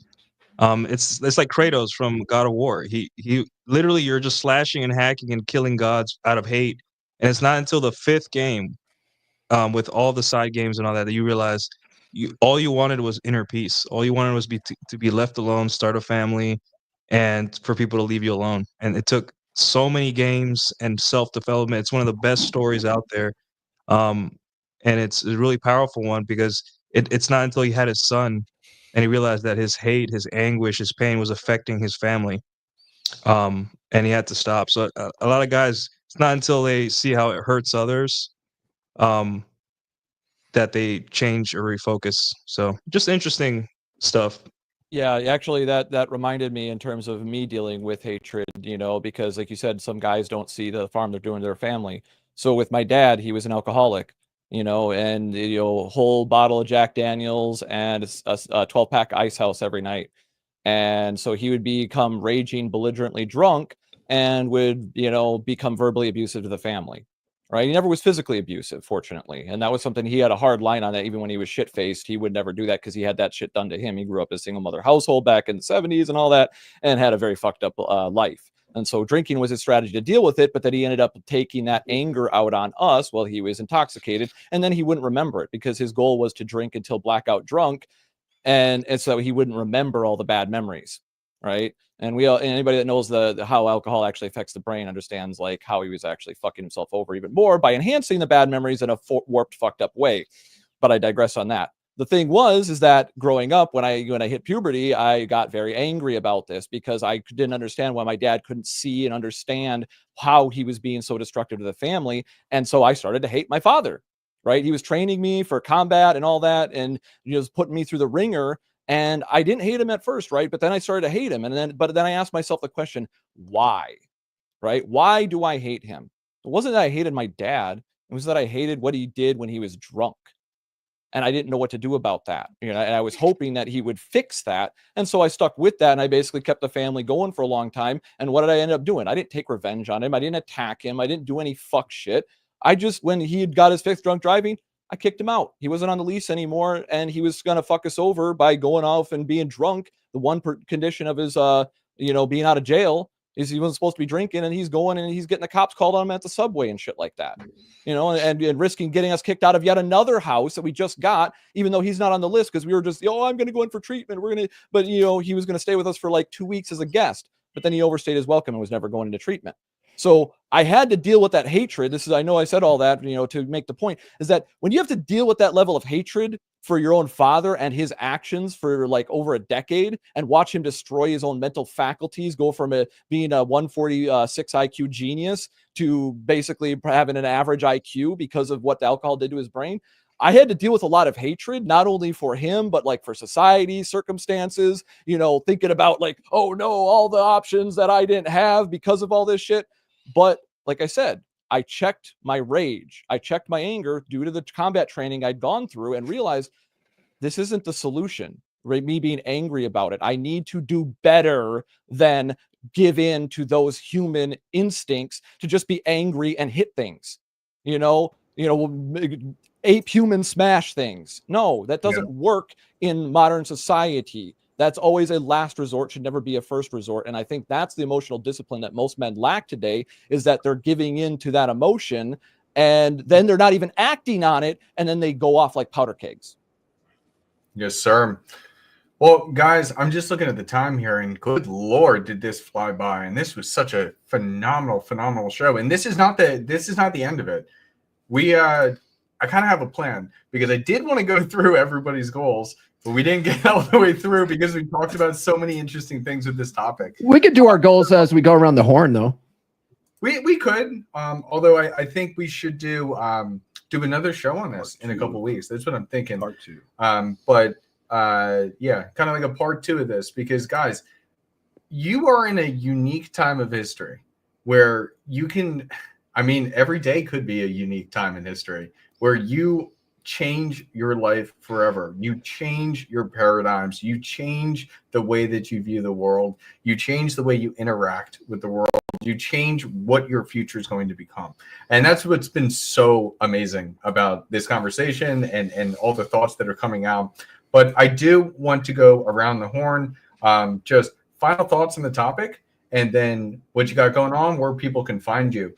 Vidar, are you still there? Because you are muted right now. Yes, I'm here. Awesome. Yeah, What are your I'm here. final thoughts on this topic? Oh, well, this has been a fantastic show and has given me a lot of motivation to achieve the goals I have set for this year. I can't go into detail what they are, but you know how when you guys will know this, as you set a goal and you start striving for it, all of a sudden the universe opens up things to you. And this has been one of those enlightening things that I am thankful for, that I'm almost overwhelmed by the different things that are happening.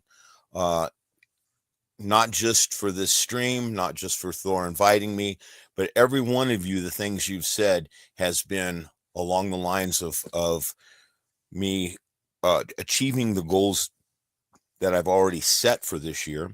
And your topics that you have brought up has been the exclamation point on those. And I want to thank you all. Thank you so much for joining us. I very, very much appreciate it. Wraith, let's go to you. Final thoughts. Where can people find you? Let's see. I guess, excuse me. I guess on the final thought is, if you're going to attack goals and start setting goals and stuff for yourself, the one goal you should have for yourself before you do any of that is to learn how to communicate with yourself, so that you can motivate yourself to do the things you need to do, and that you can, set a basis for foundation for those goals and how you're going to achieve them, what steps you're going to take. And I think I put in the chat, it's all jumbled up, but there's 12 ways. It's a goal setting primer, 12 things you need to look at when you set a goal. But like I said, first thing you need to do is learn how to communicate with yourself.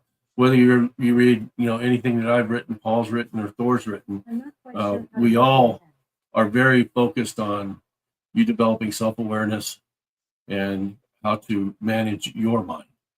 And that is the most important part of living life, is how to manage your mind. So if you want to talk to me, you can find me at Wraith_Detour on Telegram, Facebook, Instagram, and that. Fantastic. Thank you so much, sir. Lots of great wisdom being dropped. Laurent, let's go to you. Final thoughts, where people can find you, what you got going on in the world. Okay, so my goal is by January 1st, having the first draft of the book for the RP4 series, Introduction to Algorithmic Trading. Make money working for you while you're sleeping, ... around. So that's January 5th for the first draft. I'm on track to accomplish this. By March 20th, I want to become a certified clinical hypnotherapist. Also, that's another goal. I'm working on it. I don't know if I'll be on track for that. What else is my other goal? Well, there are other goals more personal, but I don't want them to go on record. And where people can find me, good question. I guess I'm on LinkedIn. I don't have much social presence. I'll be starting a Substack. Actually, I have also another goal to publish letters on Substack, because I have a sponsor, which is AOD HD, which is a data provider. So we have an agreement. And also by February 20th, I want to have my I want to have my platform, Python platform, reprogrammed. So that's it. These are my 3 goals. And, I love it, man. and dated, specific, measurable, blah blah blah blah blah blah. Also, it's interesting because I was talking with one of the members of all these, and we decided to become accountability holders, meaning he has some goals, very specific. I have some goals, and he holds me accountable to it. I believe in accountability partner, because writing your goals is one thing, but having somebody to example, if you fuck up, you're gonna send money to Nancy Pelosi and Kamala Harris. Now that's gonna get you out of bed. Dude, I love that, the accountability partner thing. And that's why I think I want to do a part 2 on this, where we kind of define things a little bit more. And then how do we actually achieve those goals? And I think accountability partners is a great piece that people need to have. All right, Nuke, I'm going to toss it to you. Final thoughts. Where can people find you? What you got going on? Final thoughts. Remember, you are not your goals. You are your habits. Make your goals really small. Like, you're not, if you want to learn an instrument, focus like, hey, I want to learn Mary Had a Little Lamb. And that way you're not crushing yourself with unreasonable expectations. Take it step by step. Don't worry about learning Moonlight Sonata. Worry about Mary Had a Little Lamb. Don't worry about 405 deadlift. Worry about 2 plates or something. And you guys, where you guys can find me, Substack, I put it in the chat. And Twitter and YouTube, I also put it in the chat. Thank you. Awesome, sir. All right, AJ, I'm going to drop to you. I really don't got nothing on this one. And I'm just not having a good day. Let's put it that way. Just pass me. Yeah, fair enough. Fair enough. All right, Turl, jumping to you. Yes, sir. So I wanted to add one more thing in terms of practical advice, and so that's what the DragonShip's all about. In terms of like looking, to embody yourself as well as looking to others. I've said this before, but I always like to add it. I look for 2 things in people I take advice from and people that I work with or call my friends. I look for outcome independence and an abundance mindset. If you don't have those 2 things, you're going to develop pathological behaviors in many, many different ways. If you have both of those things, you're lacking both of those things. If you have a scarcity mindset and you're outcome dependent, that's where you get the Karens and the ragers and the immature behavior, right? It's one thing to be upset about, encountering an obstacle, but you need to be able to overcome it. That comes with abundance, knowing that you can, and that outcome independence where you're not going to throw a temper tantrum because you get stopped in your tracks by, say, a rival, right? If you start just throwing hands when you're in a healthy competition with a rival and it becomes an unfair competition, you go dirty, that's pathological. You fucked yourself over more than anything. So VikingParadigm.com, and for all my social links, if you want to follow me, thank you very much. Awesome. Very much appreciated. Paul. And this goal setting stuff is it's really fun to do. When you realize that you have absolute control over your destiny and your outcome just based on your mindset and how you program that for success, life stops happening to you. Life starts happening for you. You can actually enjoy this world that we're put here to enjoy. Years ago when I sort of rediscovered The Secret. This was years ago when I first, started getting into this type of stuff and leveling up. And The Secret was one of the first things that I started watching. And I started doing stuff like I have a goal board over here that I set some pretty big goals for myself that I had no idea how I was going to achieve. Those are those C-type goals we're talking about. And over the last 4 years, things tend to just sort of show up for me. I'm introduced to people that lead me down different paths. I was able to get on the Rule Zero panel by making that a goal.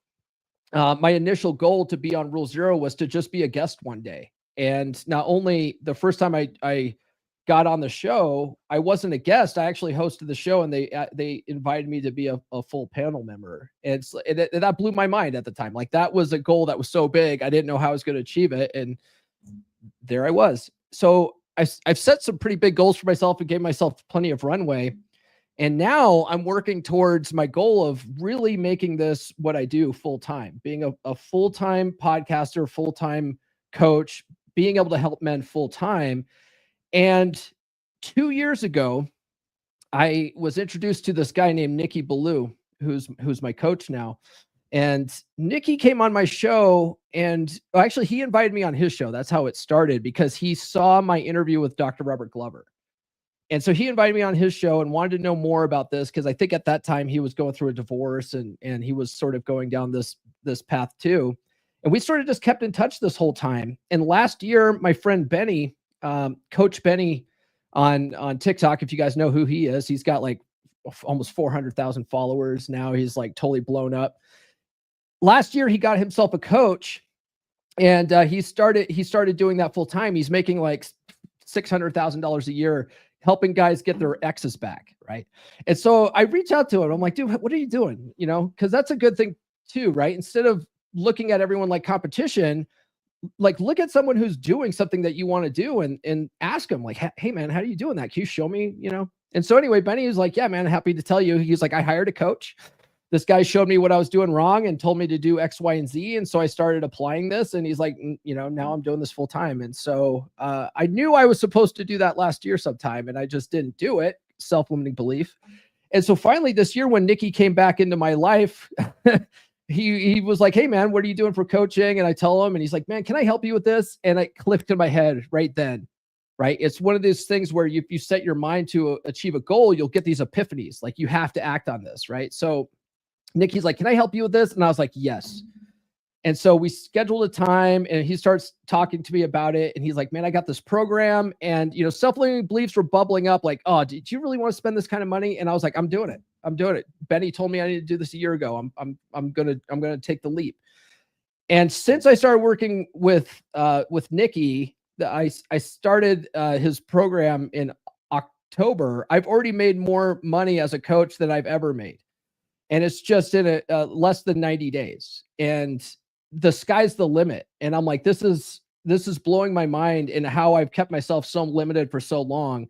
So what I'd recommend for guys out there that are on this path is really set goals that you have no idea how you're going to achieve them, and stay focused on that by using some of these techniques that, you know, Rafe talks about.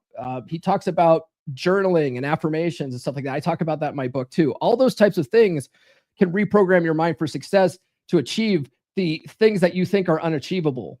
But if you just believe that you already have it right now, you'll start acting in a way that will lead you down that path. You'll be introduced to people. You'll meet people. People will show up randomly. It's fucking weird, but it works. So that's what I'd recommend for you guys. Don't set goals that you know you can achieve. I mean, that stuff's good too, but set some fucking goals for yourself that you have no idea how you're going to achieve it. And if you achieve it, it will blow your fucking mind. Okay. Oh, all wow. right. Tune into the podcast Monday. That's going to be a fun episode where I'm going to be talking about 20 reasons why you need to bang your girl in the back of your truck. So that's gonna be a fun episode. Totally different, totally left field from what we're talking about today, but that's a fun thing. And then what I've been doing, what my coach is teaching me how to do is how to run a successful coaching business. And so I am now helping men turn their relationships around. Guys that are found themselves in a dead bedroom. They've been married, over 7 years. Now it went from lust and now they're in the rust phase, right? Well, what's next? Dust. Let's fix that. Let's get you back to the lust phase. Let's turn things around and get your wife enthusiastically wanting to bang again. If that's you, if you've been married for a long time and you're just not satisfied with the bedroom situation and it could be better and you're Googling stuff like, how do I get my wife to fuck me again? Let's talk, okay? I'm going to drop a link in the chat. You can book a free call with me. And then other than that, we'll see you guys on Monday. Oh, absolutely fantastic. Thank you so much, Paul. I'll go ahead and close this out here. Yeah, I mean, this entire, well, you know what? Let me leave it to David first. David, final thoughts? Yeah, I'm actually really excited for next year. It's a big year for me and maybe for many others. I'm thinking really hard about goals because, that's going to determine the path of success or not. So I'm definitely, once I get home, I'm planning on spending some time towards the end of the year, like really deep diving and formulating goals. So I'm going to put you on the spot here. Are you going to invite me back for part 2? I can. Yeah, you can definitely join. Yeah, you're a part of. He's a part of the Men of Now community as well. which I will put a link to that YouTube channel. We will be opening that back up in the coming year in January. Right now, the community is closed just because we're essentially at capacity. But as we have pulled up more resources and more experts, we've been able to go ahead and launch it again. So I'm very excited for that. Definitely stay tuned for it. My final thoughts on this entire thing here. God, it really is so interesting how when, as you were saying, Paul, if you believe that if you tell yourself you're already there, you've already achieved it, things start happening. If you start to stop thinking about those negative mindsets, then and only focus on the positive ones and focus on that. It's like manifestation done the right way, because I know manifestation is thrown in a lot of different weird ways sometimes. It's not you can call it woo woo, but it's not like the woo woo aspect of it. It's just like the as Vidar was saying earlier, like some of the studies that they've done, like it makes sense. It works. So this was an absolutely fantastic discussion. I loved everything about it. There was one thing that I saw that I'm going to see if I can get this chat back up, because this is how I want to close it. We losing this here? There we go. My final thought is just do it. Whatever it is you want to do. Just do it. Just do it. And so I'm going to leave you guys with this. Thank you so much. DragonShip, as always, this was an absolutely fantastic time. Can't wait till next week. Some people dream success. Don't let your dreams be dreams. You should get to the point where anyone else will quit. You're not going to stop there. So just do it. Make your dreams come true. Do it. Nothing is impossible. Do it. Make your dreams come true. Yes, you can. Yes, you can. Just do it. Don't let your dreams be dreams. Yesterday you said tomorrow. Yesterday you said tomorrow. Yesterday you said no. You're gonna wake up and work hard at. You're gonna wake up and stop giving up. You're gonna wake up and work hard at. You're gonna wake up and make your dreams come true. Don't let your dreams be dreams. What are you waiting for? Yesterday you said tomorrow. Yesterday you said tomorrow. Yesterday you said no. You're gonna wake up and work hard at. You're gonna wake up and stop giving up. You're gonna wake up and work hard at. You're gonna wake up and wake up. Trust